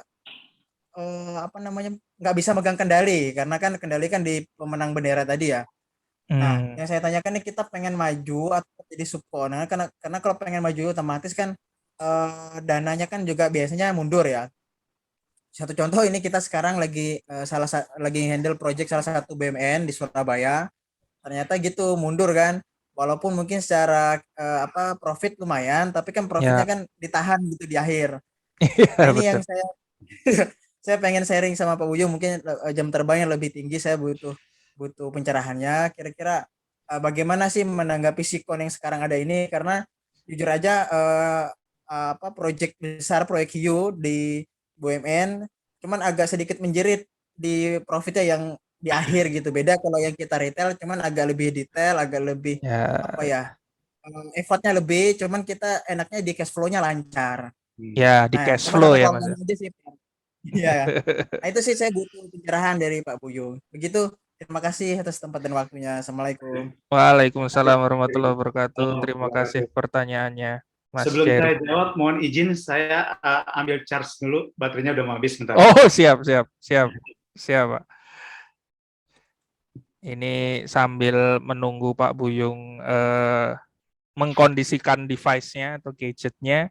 Teman-teman yang mau bertanya, monggo bisa lewat kolom chat, atau yang pede untuk tampil langsung suara dan wajahnya boleh juga untuk raise hand. Nanti ketika ada waktu saya coba kondisikan untuk bisa ngobrol atau bertanya langsung ke Pak Buyung.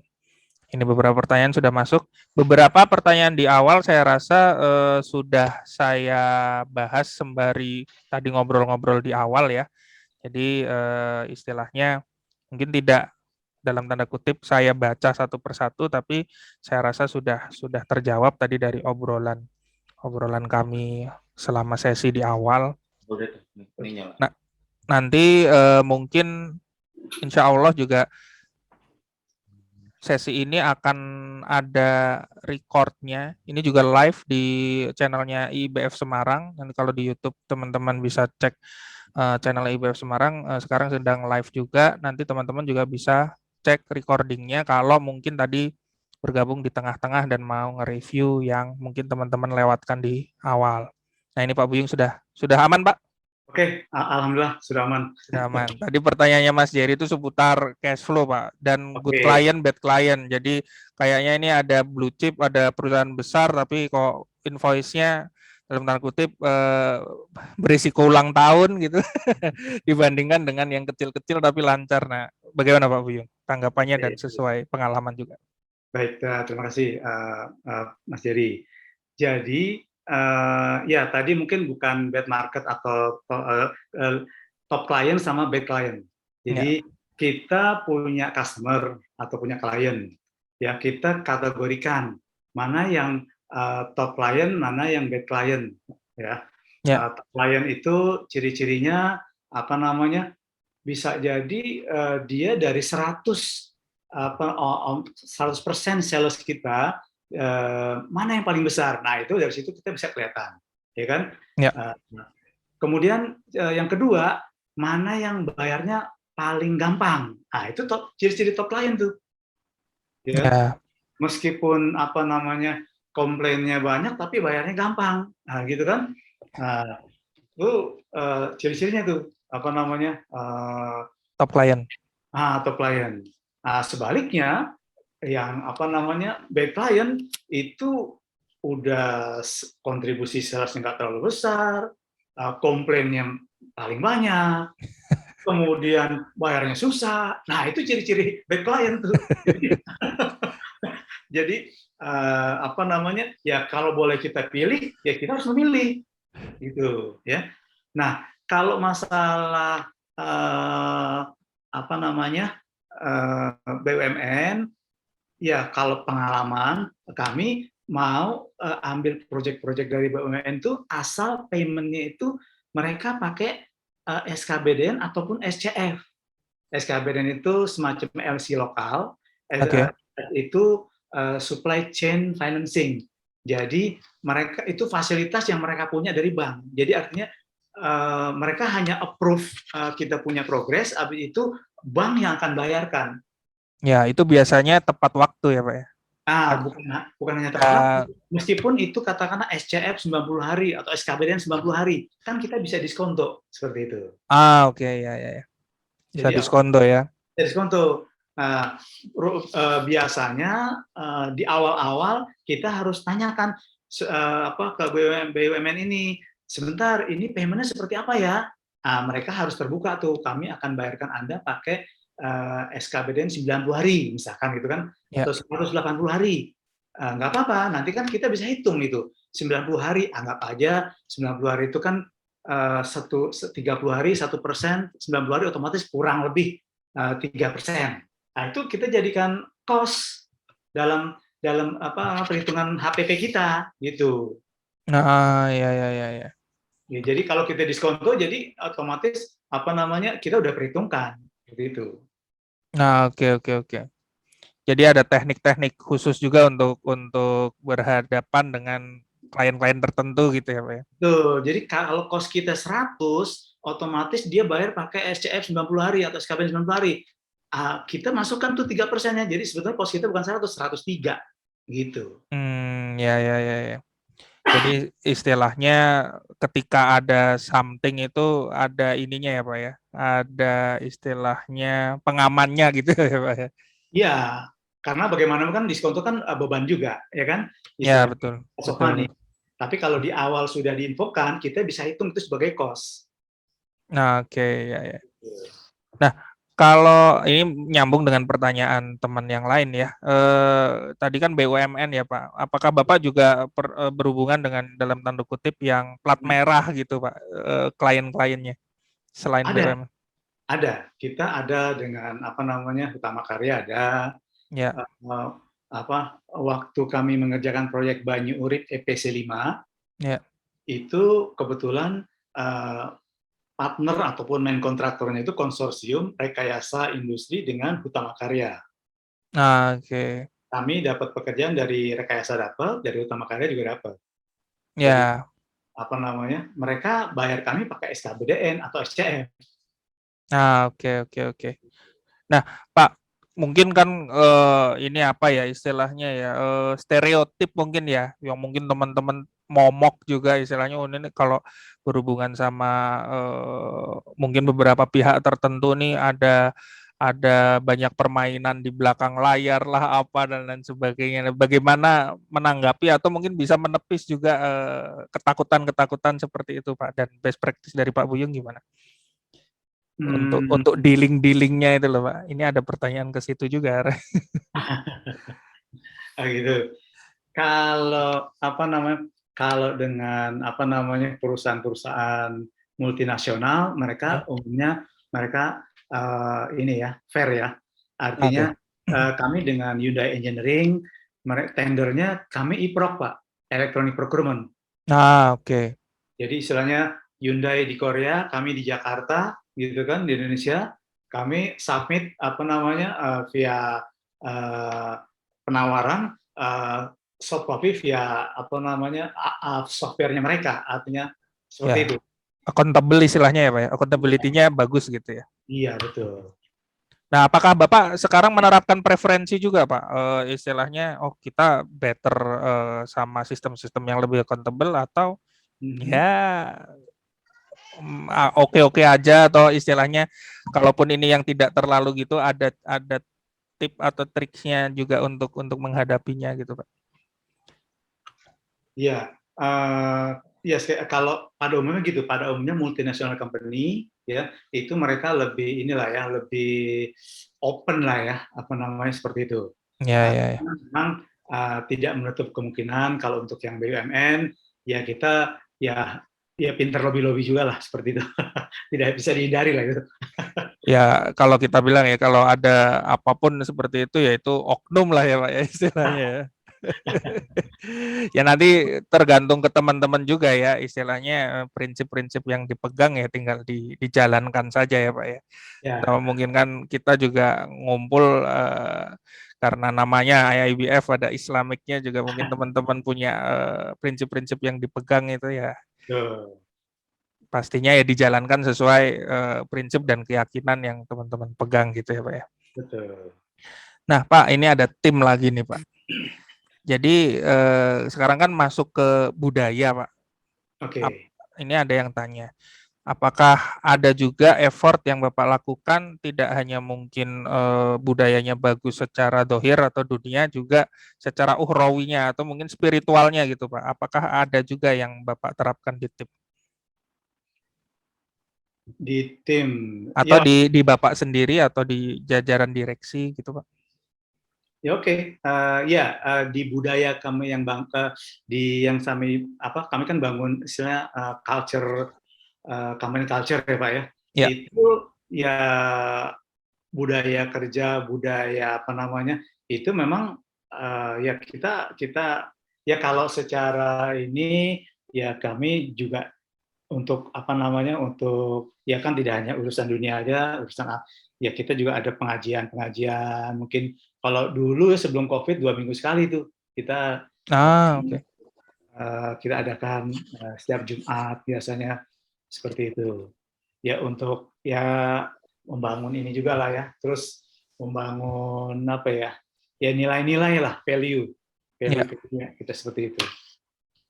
Jadi ya tetap juga ada istilahnya asupan-asupan ini spiritual juga ya Pak ya, Ya, untuk betul. tim juga ya. Ya.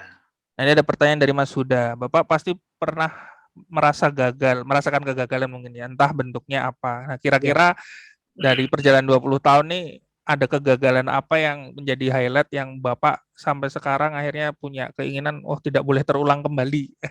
Apa Pak? Ya, kalau yang namanya bisnis nggak ada yang jalannya apa namanya terus gitu kan, Ya. apa menanjak, ya ntar naik turun apa namanya belok kanan belok kiri seperti itu. Jadi jarang lah, apalagi kan apa namanya ya yang pasti kita setiap terjadi apa ada suatu tantangan. Yaitu tantangan gitu kan. Jadi bagaimana kita cara mengatasinya, ya. Jadi ya, ya khususnya keluar masuk karyawan, ya saya juga mengalami juga di awal-awal gitu kan. Rasanya jangankan kita, perusahaan-perusahaan besar juga apa namanya mereka juga sama, ya. Karyawan yang sudah bekerja di perusahaan kayak seperti JGC, loh tiba-tiba kok pindah ke perusahaan lain gitu kan. Ya. Lalu itu kan perusahaan Jepang, perusahaan besar istilah gitu kan. Ya itu tidak bisa dipungkiri lah seperti itu. Ya. Ya. Jadi yang penting kita apa namanya ya bagaimana kita mencari apa penggantinya yang talented kita sudah siapkan ya di apa yang tadi apa namanya IBM ajarkan hiring the talent itu kan sumber yang paling penting, sumber yang paling utama itu untuk karyawan itu dari kompetitor yang pertama. Kalau kita ambil orang dari kompetitor gitu. Yang kedua baru dari orang dalam. Gitu. Itu ini ya Pak ya, apa istilahnya rule of thumb-nya gitu ya. Iya, itu diajarkan di apa namanya IBM bilang apa namanya itu ini apa namanya finding talent. Bagaimana Anda menemukan talent? The best resources from competitor. Iya. Itu. Yang kedua, itu Bapak terapkan juga ya? Ya, kita ikutin lah apa aja ilmunya IBM. Iya. Ya ini nyambung juga nih. Ada Mas Yogi juga, Pak Buyung lebih baik develop orang dari bawah atau jadi headhunter. Kalau disuruh milih dari duanya, mungkin milih headhunter gitu, Pak? Atau sama juga? Dua-duanya kita perlu bangun. Ya. Kalau dari kompetitor, otomatis mereka sudah berpengalaman, otomatis Anda harus siap istilahnya investasi lebih tinggi, ya kan? Betul, cost-nya istilahnya secara ini lebih tinggi. Ya, cuman kalau memang sales kita lagi bagus, kita bisa bayar, nggak ada masalah. Tapi jangka panjang kita juga harus apa namanya bangun dari internal existing team seperti itu. Existing team kasih kesempatan agar mereka bisa berkembang, gitu. Ya. Nanti kasihkan jadi headhunter, nanti apa lupa cara mendidik dan membangun tim. Iya. Siap. Pak, ini kan dari tadi cukup teknis bisnis nih Pak. Saya juga penasaran nih Pak. Tadi kan Putra 4, 2 sudah join juga istilahnya aktif di TUN. Kalau dari keluarga nih kan di IBF kan ada istilah jargon my family is my number one client. Nah ini family-nya tidak hanya klien juga masuk ke perusahaan juga. Arti penting keluarga untuk Pak Buyung gimana Pak? Bisa sharing juga nggak Pak buat kami?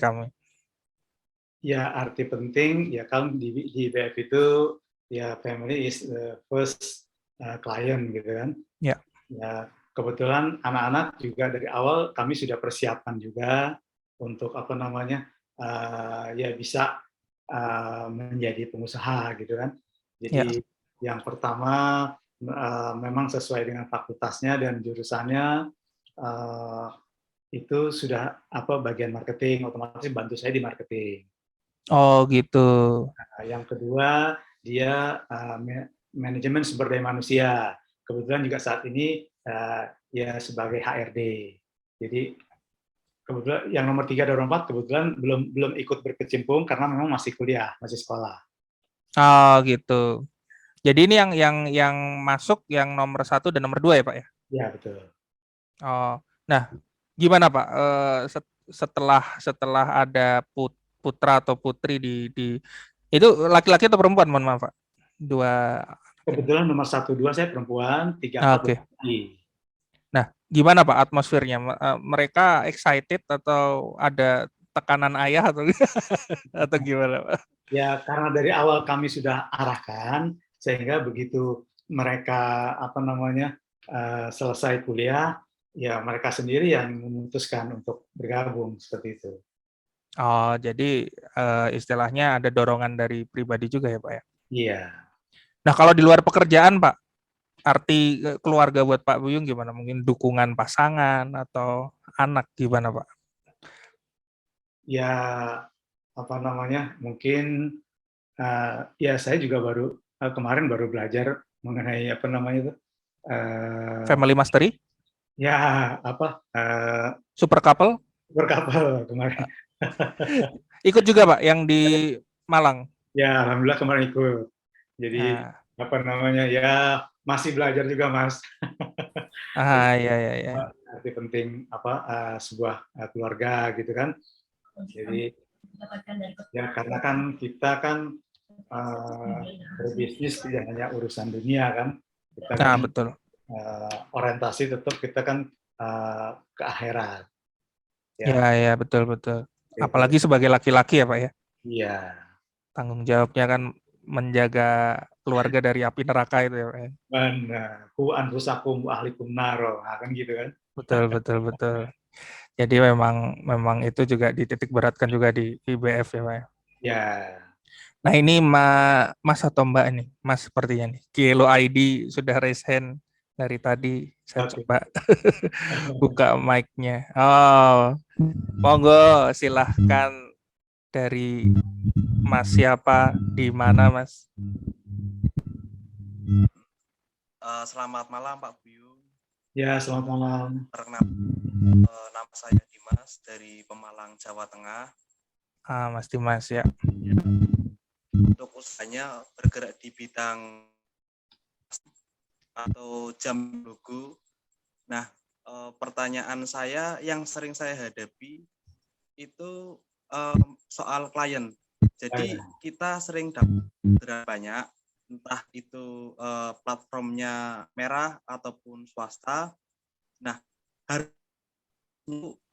ada pihak ketiga seperti itu. Nah, kadang kita jual atau kita presentasi itu nggak sesuai dengan. Nah, di situ saya rasa kurang srek gitu loh.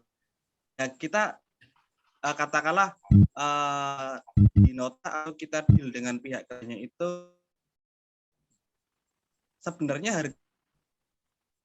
Nah, itu ketika kita presentasi harga sesuai, saya pernah proyeknya dibatalin.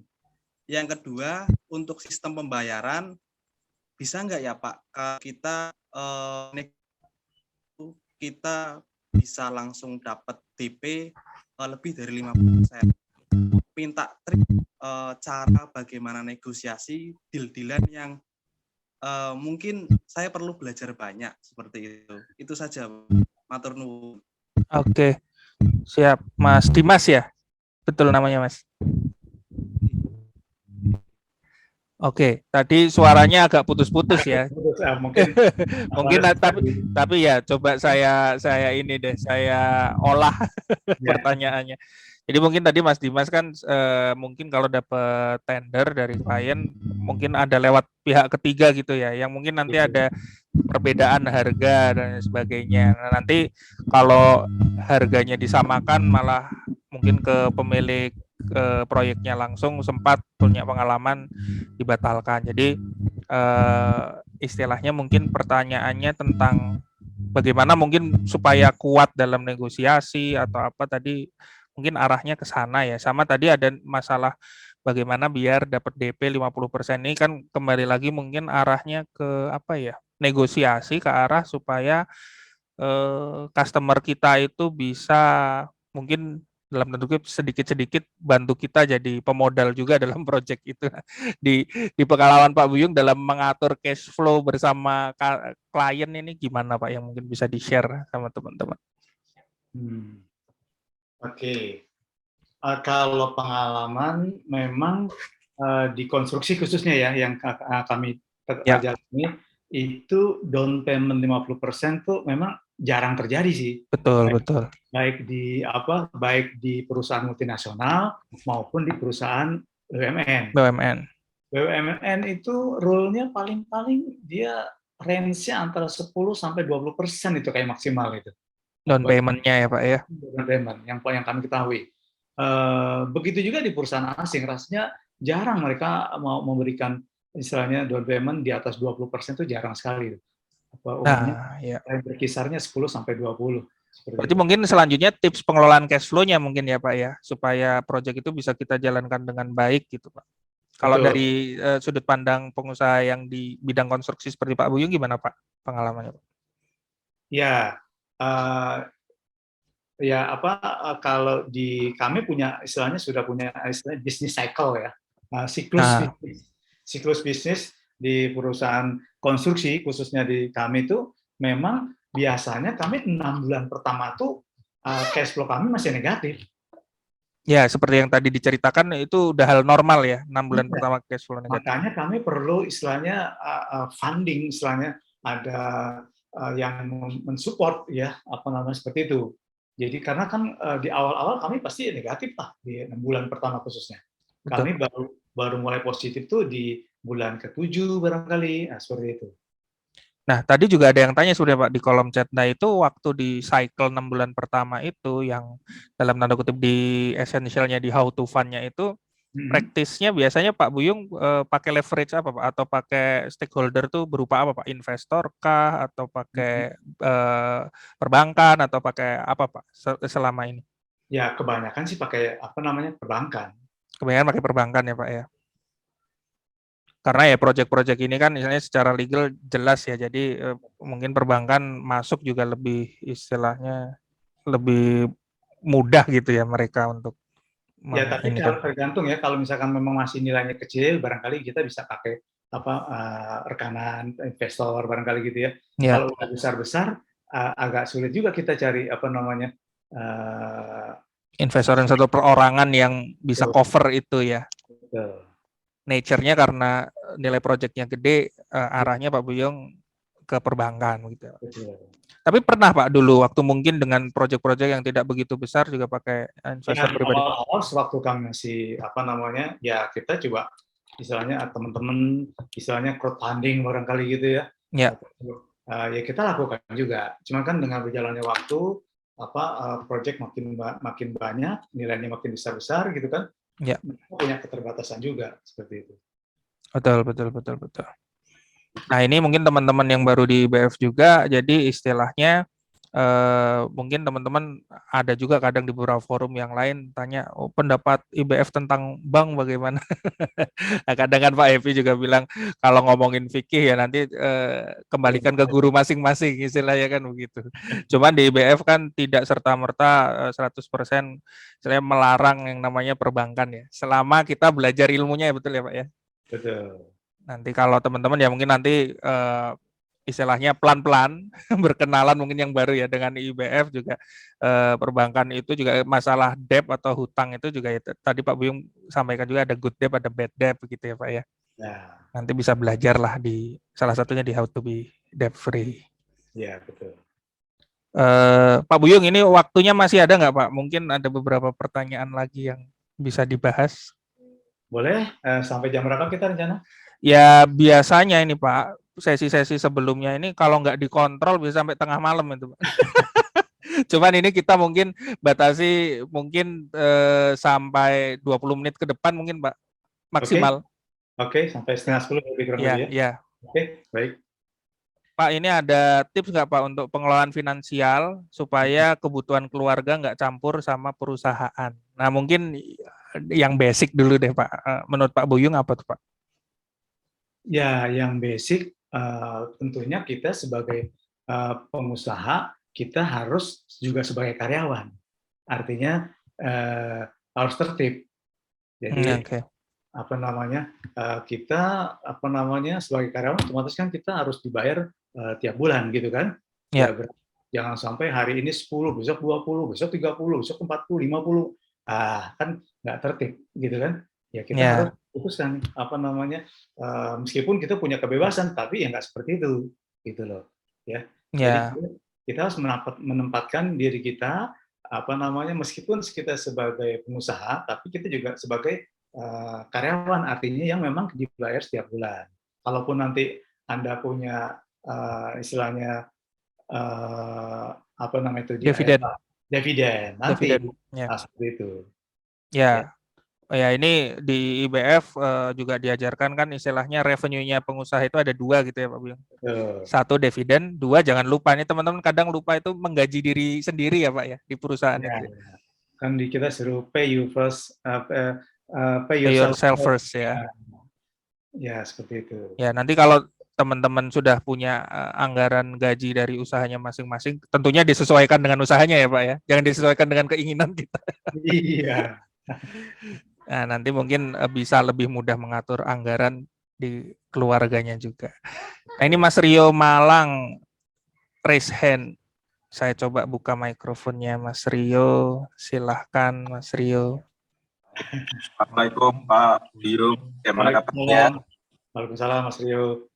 Wah ini nih MC kita ini Mas Rio nih kayaknya. Karena ditunjuk Pak Happy, Pak. Oh gitu. MC di Super Couple ini, Pak. Iya, Mas Rio. Baik, selamat malam semuanya. Perkenalkan saya Rio dari IBF Malang. Kebetulan saya mau tanya Pak Buyung. Ini kan jenengan kan circle terdekatnya Pak Happy toh. Berinteraksi juga. Nah, saya ingin juga belajar nih bagaimana untuk menjadi besar. Nah, kemarin sempat Pak Happy itu bilang, kalau ingin menjadi besar, sebuah perusahaan itu nggak bisa lepas dari yang namanya permodalan perbankan ataupun juga investor. Nah, saya ingin tahu aja bagaimana Pak Buyung dalam istilahnya dulu di awal itu bagaimana cara pola permainannya, kemudian sampai dengan sekarang. Kan mungkin kalau sering berinteraksi dengan BUMN kan seperti Pak Buyung tadi bilang kan ada pembayarannya via bank toh, gitu kan. Atau modalnya atau pembayarannya lah seperti itu. Nah itu pertanyaan saya adalah bagaimana aksesnya perusahaan kita itu bisa dimodalin untuk menggunakan bank lah. Modelnya seperti itu. Ini nggak bahas pembahasan dewasa ya, bukan riba atau non riba ya. Harus ini tipnya ya biar clear gitu. Jadi bukan riba atau non riba, tapi bagaimana untuk jadi besar seperti itu dengan investor kah atau perbankan. Nah ini pengalaman Pak Buyung bagaimana? Oke. Terima kasih Pak Buyung, sehat selalu buat saya. Terima kasih Mas Rio. Terima kasih Mas Rio. Monggo Pak Buyung, silakan. Ya. Jadi kalau kita ikut workshop Business Mastery, itu juga ada salah satu yang diajarkan bagaimana kita menggunakan waktu orang lain, kemudian termasuk juga modal orang resource lain. orang lain lah ya Pak ya. Kalau kita terus menggunakan yang kita miliki, begitu. Jadi ada 3 itu, saya agak lupa. Jadi salah satunya adalah resources, yaitu modal orang lain. Nah, modal orang lain tentunya mulai dari kalau kita masih awal bisa jadi mungkin ya dari orang tua atau dari IMF Pak. Teman seperti gitu kan. Istri, mertua, family. Kan ada itu kan. Jenjang berikutnya terus. Nah, yang paling bagus itu kalau menurut Pak Happy itu itu adalah di mana cost of money-nya paling murah itu IPO, Pak. Ya, betul. Jadi Nah, saat ini ya Pak Happy juga sedang mengarahkan ke sana ya, seperti itu. Jadi teman-teman diarahkan ke sana. Kenapa? Karena secara cost of money itu jauh lebih murah ya ketimbang yang lain-lainnya, termasuk perbankan seperti itu. Nah, cuma kan untuk menuju ke sana, tentunya tangganya kan nggak bisa loncat, ya kan? Step-stepnya ada. Betul. Ya, sebagaimana seven step gitu kan, Ya. membangun bisnis, ya tangga itu tetap kita harus lalui, ya.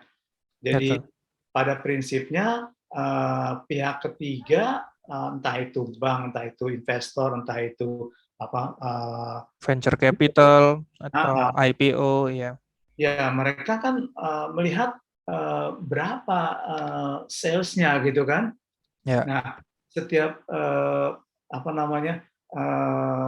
ya nilai perusahaannya berapa. Nah, itu bisa terlihat dari sales-nya seperti itu gitu. Kalau sales kita katakanlah 100 miliar, anggap seperti itu, ya kan? Ya. Itu untuk industri-industri tertentu, misalkan industri pendidikan atau industri konstruksi, itu sudah ada itu range-nya, otomatis ini nilai jualnya tuh dia sekian kali dari sales-nya, kurang lebih seperti itu. Ya, betul. Gitu.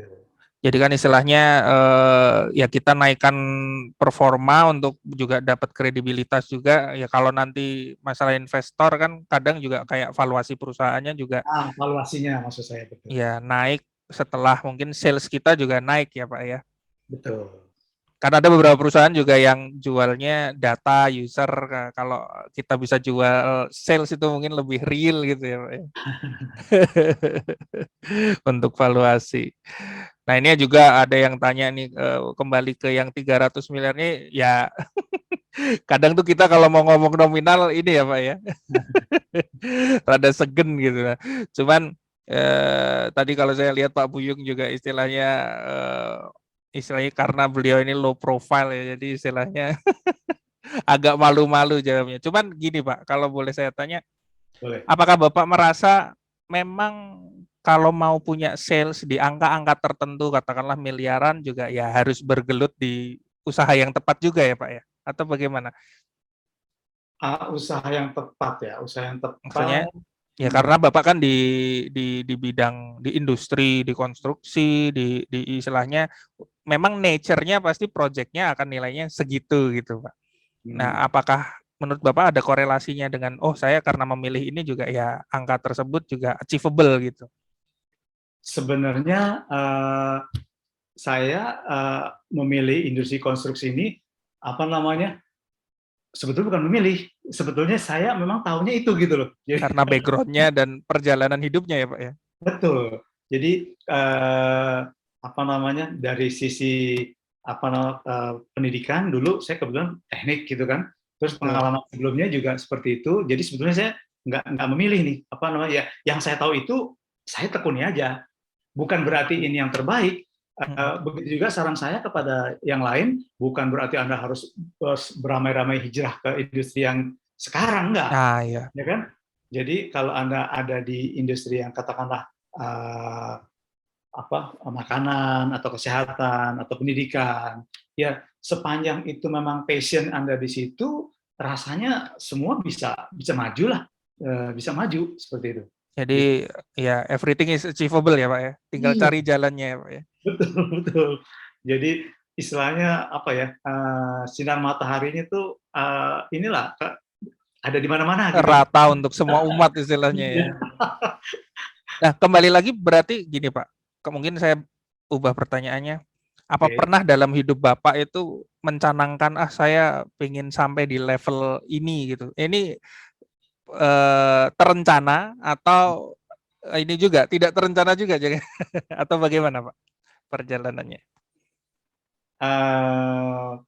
Maksudnya gimana? Maksudnya tertarget nggak Pak? Misalnya, oh iya saya suatu hari harus punya, misalnya dari tahun ke tahun misalnya, besok saya misalnya performa di misalnya 50 miliar lalu nanti naik 100 miliar. Apakah Pak Buyung tuh tipe yang seperti itu atau bagaimana Pak pendekatan dalam pengembangan diri dan usahanya? Ya, kalau kita belajar dari Islam kan otomatis hari ini harus lebih baik dari hari kemarin.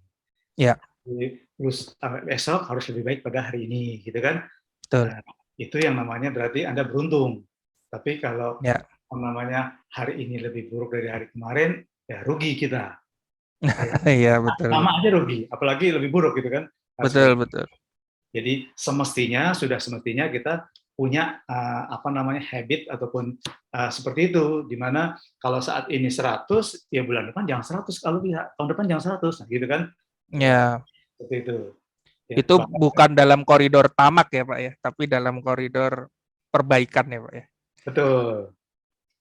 Oh ya, tips juga untuk bisnis ya, Pak Ibi sampaikan tuh. Jadi ke depan itu industri yang yang istilahnya yang dibutuhkan itu ada 3 tuh, ya, yang sangat dibutuhkan. Pertama, industri yang bergerak di bidang energi. Ya. Energi itu otomatis terkait dengan energi. Kebetulan kalau saya kan ada di pembangkit listrik, ada di oil and gas, otomatis ini kayaknya relate nih. Berarti masih cocok gitu kan? Iya. Itu pertama. Yang kedua itu industri yang saya lupa, food kalau nggak salah, terkait dengan food. Oke. Jadi kalau bisnis Anda saat ini menggeluti ada kaitan dengan food, itu industri masa depan itu, ya. Energi, food, satu lagi saya lupa apa ya. Ada 3 itu. Ya nanti kalau saya sampaikan. Yang istilahnya ramalannya kurvanya naik gitu ya Pak ya, istilahnya trajektorinya. Industri masa depan. Nah, pastikan industri ataupun bisnis Anda terkait dengan 3 hal itu. Kalau itu terkait, ya insya Allah ikut juga pasti maju. Ya. Jadi mungkin yang bisa saya ambil tadi ya, selain memang kalau passion atau keahliannya di situ juga ada, itu juga apapun juga achievable, tapi kita juga perlu belajar juga mempelajari data sama tren juga ya Pak ya. Betul. Kalau mungkin kita bisa mengarahkan bisnis atau apapun yang kita usahakan sekarang ke industri-industri yang nantinya akan bagus juga, itu bisa dilakukan juga ya Pak ya. Iya. Siap. Pak, ini ada pertanyaan dari Mbak Lutfiana. Mohon maaf Pak, ini kan usianya sudah tidak muda lagi. Ini tergantung masing-masing nih. Bisa saja Pak Buyung masih merasa sangat muda. Nah, ini dalam dunia bisnis sudah senior, dijalani puluhan tahun. Nah, pernah jenuh nggak Pak? Dan apa sih kok sekarang ini masih ada motivasi untuk masih aktif di TUN, dan apa Pak perasaan dari Pak Buyung selama ini 20 tahun bisnis? Ya, itu dia. Beruntung kita ada di komunitas bisnis ya. Jadi kita punya komunitas bisnis di IBF, di mana kita bisa sharing, bisa berbagi pengalaman, berbagi ilmu, berbagi ya suka dan duka, ya kan. Kalau kita menjalankan bisnis kita tidak aktif di komunitas, mungkin kita juga begitu ada masalah, pusing, terus kita jadi demotivasi ya, kehilangan semangat. Di komunitas bisnis kita LF segala macam atau ketemu teman-teman gitu kan. Nah, otomatis kita ternyata yang mengalami hal seperti ini bukan hanya saya gitu kan, orang lain lebih parah, kan timbul rasa syukur. Seperti itu kan. Tapi kalau enggak, kita seolah-olah cuma kita yang seperti ini gitu loh. Akhirnya kan dia motivasi. Ya, betul. Dalam istilahnya dalam komunitas ya, sehingga kita bisa saling menguatkan. Ya, betul. Mungkin jadi komunitas memegang peran penting juga ya untuk Pak Buyung ya? Ya, betul. Apalagi di perusahaannya ada keluarga dan bukan keluarga jauh juga ya, betul-betul anak ya. Istilahnya 4L ya Pak, lu lagi. Jadi kalau motivasinya hilang nih juga agak pusing juga di kantor, di rumah. Siap.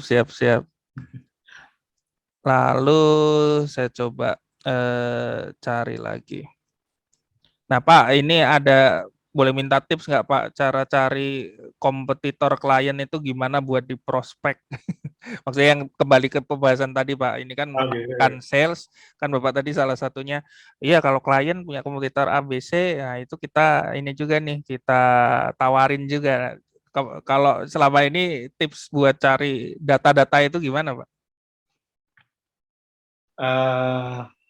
Kalau gitu ya. Kalau apa namanya ya itu, kalau di industri PC ini relatif ya pemain-pemain besarnya juga nggak terlalu banyak ya. Maksudnya pengertiannya sangat mudah gitu ya. Kayak contoh misalkan perusahaan Korea. Perusahaan Korea yang punya EPC company. Mungkin kita di Google juga pasti kan bisa keluar tuh, siapa aja gitu kan. Jadi sesimpel googling juga bisa ya, Pak ya? Iya, apa namanya? Kalau kita udah pernah terima kontrak dari Posko, otomatis nanti ternyata Hyundai main juga nih di EPC gitu kan. Hyundai sendiri ada 2, ada Hyundai Engineering, ada Hyundai ENC, seperti itu. Oke. Lotte gitu ya, itu di perusahaan Korea. Begitu juga perusahaan Jepang, ya. Perusahaan Jepang ada JKC, ada Toyo Engineering, Chiyoda, kompetitornya JKC. Chiyoda. Jadi begitu juga di klien Anda, kayak Anda kliennya rumah sakit misalkan ya, kliennya rumah sakit. Kan rumah sakit pasti nggak cuma satu, gitu kan. Rumah sakit siapa aja kan bisa kita cek. Rumah sakit siapa aja kan bisa kita cek. Seperti itu. Ya, betul. Sesimpel itu sih ya sebenarnya ya teman-teman ya. Jadi perusahaan-perusahaan apa yang mungkin bergerak di sektor yang sama dengan kompetitor yang menjadi klien kita ini ya kita cari. Di mana jasa kita dibutuhkan mereka, otomatis kompetitor ini pasti butuh jasa kita juga. Nah, ya. Siap. Pak Buyung selama setahun misalnya itu rata-rata handling berapa klien, Pak? Selama ini, Pak? Ngitung nggak, Pak? Ya, project kita ada yang pernah dulu 1 tahun tuh ada 4 project jalan bersamaan ada. Oke. Seperti itu. Otomatis ada 4 tim yang jalan, gitu kan? Ya. Itu menurut Bapak cukup hektik atau biasa aja tuh?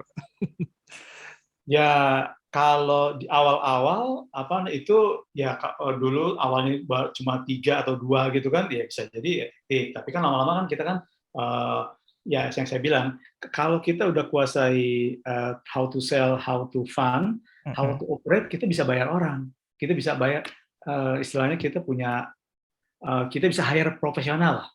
Ya. Oke. Gitu. Minimal kita kuasai 2 itu, how to sell dan how to fund. Ya, kalau udah aman 2 itu hiring enak ya Pak. Ada bargaining ya Pak, ada bargaining position. Siap. Nah itu Pak tadi ngobrolin tender ke calon-calon klien kan pasti kita nawarin value kita sebagai sebuah perusahaan ya Pak, Tun ini. Nah biasanya kalau menurut Pak Buyung nih sebagai presidirnya, nah value-nya Tun itu di mana? Ini ada pertanyaan juga dari Mas Ferry Malang. Pak, kenapa klien memilih perusahaannya Bapak? Dari apanya nih Pak? Kalau dari Bapak sendiri, dari harganya kah, pelayanannya, atau dari apa yang Bapak kedepankan? Ya, kalau di industri EPC ini, kami dinilai oleh klien itu ada 2 Pak. Pertama, dari sisi technical, ya kan? Ya. Technical. Jadi technical itu artinya project-project yang pernah ditangani, ya. Terus apakah secara quality, secara safety, biasanya mereka sebelum menjadi sebelum mereka mengirim RFQ atau permintaan harga, mereka datang Pak ke kantor Pak, datang ke kantor kami, dia audit, semacam kayak di audit lah ya. Semacam survei gitu ya Pak ya? Survei, dia diskusi, tanya ini, tanya itu, cek ini, cek itu, gitu. Seperti itu. Jadi ya kalau itu menurut mereka oke nih, baru mereka mau istilahnya kirim penawaran gitu loh. Untuk seperti itu. Berarti istilahnya mereka due diligence dulu ya Pak ya, ngecek dulu. Betul, ya. Berbeda sekali dengan kalau di industri yang lain, ya maksud saya kalau di waktu awal saya di commercial building, kalau commercial building itu ya pada umumnya hari ini kita bikin perusahaan, besok ikut tender masih bisa itu. Oh gitu ya Pak ya? Iya, kalau kita di sini nggak bisa. Anda pernah kerjakan 5 proyek mana aja nih? Mana track record-nya? Ya. Jadi portfolio dan track record itu memang penting ya di sektor industri ya Pak ya. Betul. Iya. Kita nggak bisa cuma cerita-cerita, nggak ada bukti gitu, nggak bisa. Oke. Berarti ya harus sabar berproses juga ya Pak Buyung ya. 20 tahun itu ya istilahnya juga kalau buat kita kan masih banyak proses yang harus dilalui kalau mungkin teman-teman yang usahanya umurnya masih di bawah 10 tahun ya Pak ya. Ya, kebetulan kami juga sudah menyiapkan untuk next generation, jadi ya mudah-mudahan bisa sustain gitu. Ya, oke. Nah, kembali lagi Pak. Tadi kan ngomongin step-step nih Pak.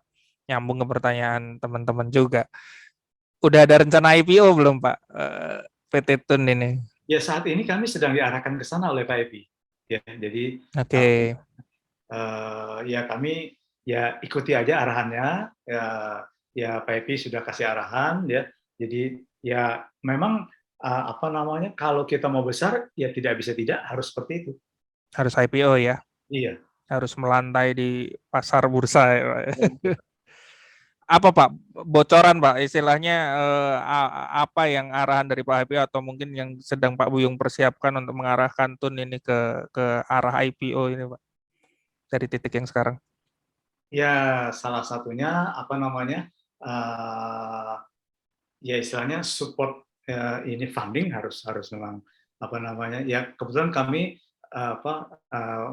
ya harus kuat lah support fundingnya, karena kan tipikal project-project kami umumnya di 6 bulan pertama itu kan perlu support. Betul. Seperti itu. Berarti maksudnya funding untuk menjaga cash flow tadi karena cycle-nya itu ya Pak ya? Iya, bisnis cycle-nya. Seperti itu. Sudah ada target Pak? Target tahun atau apa yang dicanangkan oleh Pak Buyung atau dari Pak Happy tahun segini IPO gitu? Ya, yang pasti kan segala sesuatu tidak bisa kun fayakun kan. Ya kecuali Allah ya. Iya. Jadi yang penting kita dalam you are on the track. Nah, paling nggak seperti itu kan. Jadi perkara itu setahun 2 tahun ke depan, insya Allah seperti itu. Siap. Ya, soalnya teman-teman udah ada yang statement juga ya, saya tertarik beli sahamnya. Ya, kita doakan ya, semoga nanti Amin. emitennya PT Tun ini bisa jadi yang kita ini juga kita berkontribusi juga. Nah, Pak Buyung ini kan sudah 927 nih Pak. Nah, saya minta closing statement Pak, mungkin istilahnya tips untuk kami atau mungkin nasihat untuk kami, terutama yang mungkin ya banyak lah yang di sini yang mungkin masih muda yang masih harus belajar dari sosok seperti Pak Buyung. Ada closing statement mungkin Pak dari Pak Buyung. Oke, baik. Jadi ya teman-teman seperjuangan dari Jawa Tengah, mungkin sebagian juga ada Jawa Timur ya. Jadi dalam membangun bisnis ini memang bukan kita jalannya bukan turun lurus gitu ya. Seringkali kita kan terjal dan mendaki, seperti Aqobah gitu kan. Betul. Terjal dan mendaki, gitu kan. Betul. Untuk itu kita perlu ada istilahnya ya perlu masuk dalam sebuah komunitas yang dimana saling mendukung ya. Nah, saya sangat rekomend sekali Anda ada di IBF, ikuti workshop-workshopnya, ikuti V-Coach yang ada di daerah Anda, mungkin Foster ya, yang ya tentunya mereka juga pasti akan mengarahkan agar bisnis kita itu bisa maju secepatnya seperti itu. Mungkin tipsnya mungkin seperti itu aja lah. Siap. Luar biasa nih teman-teman tips dari Pak Buyung. Ini juga memotivasi kami yang selama ini aktif di IBF ya Pak ya. Jadi merasa punya support system begitu ya Pak Buyung. Ya, support system. Betul. Untuk ya menjaga motivasi dan juga memacu gitu ya Pak untuk kedepannya. Baik begitu teman-teman, sesi kita malam ini karena sudah 9.29 kita sudah memasuki waktu istirahat. Jadi terima kasih untuk teman-teman yang sudah berkenan stay tune, hadir dan aktif berpartisipasi di acara ini. Paling besar kami ucapkan terima kasih dan apresiasi untuk Pak Buyung atas waktu dan ilmunya, Pak. Semoga ini menjadi amal jariah untuk Pak Buyung, juga untuk keluarga dan tim. Semoga sukses dan sehat selalu, Pak Buyung. Nah, buat teman-teman, ini juga saya ingatkan atau saya umumkan kembali, insya Allah nanti sesi ini juga akan ada tayangan atau rekamannya di YouTube channel IBF Semarang. Nanti mungkin teman-teman yang tadi mungkin sempat putus koneksinya atau tadi gabung di tengah-tengah, nanti bisa ke YouTube, search saja IBF Semarang, insya Allah nanti ada sesi ini terekam di situ. Lalu kami juga ucapkan mohon maaf kepada Pak Buyung juga, kepada teman-teman, umpamanya misal acara pada malam hari ini banyak kekurangan, itu juga karena ya kami selaku panitia juga manusia biasa masih banyak kekurangan, kami mohon maaf. Segala hal yang positif insya Allah datang dari Allah Subhanahu wa Ta'ala.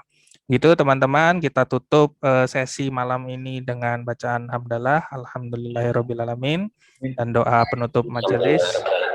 Subhanakallahumma wa bihamdika asyhadu an la ilaha illa anta astaghfiruka wa atubu ilaik. Baik, terima kasih Pak Buyung, terima kasih teman-teman yang sudah berkenan hadir. Saya mohon izin, ini roomnya saya akhiri sampai di sini. Wabillahi taufik wal hidayah. Wassalamualaikum warahmatullahi wabarakatuh. Waalaikumsalam warahmatullahi wabarakatuh. Matur nuwun, Pak. Terima kasih. Baik. Siap, sehat selalu.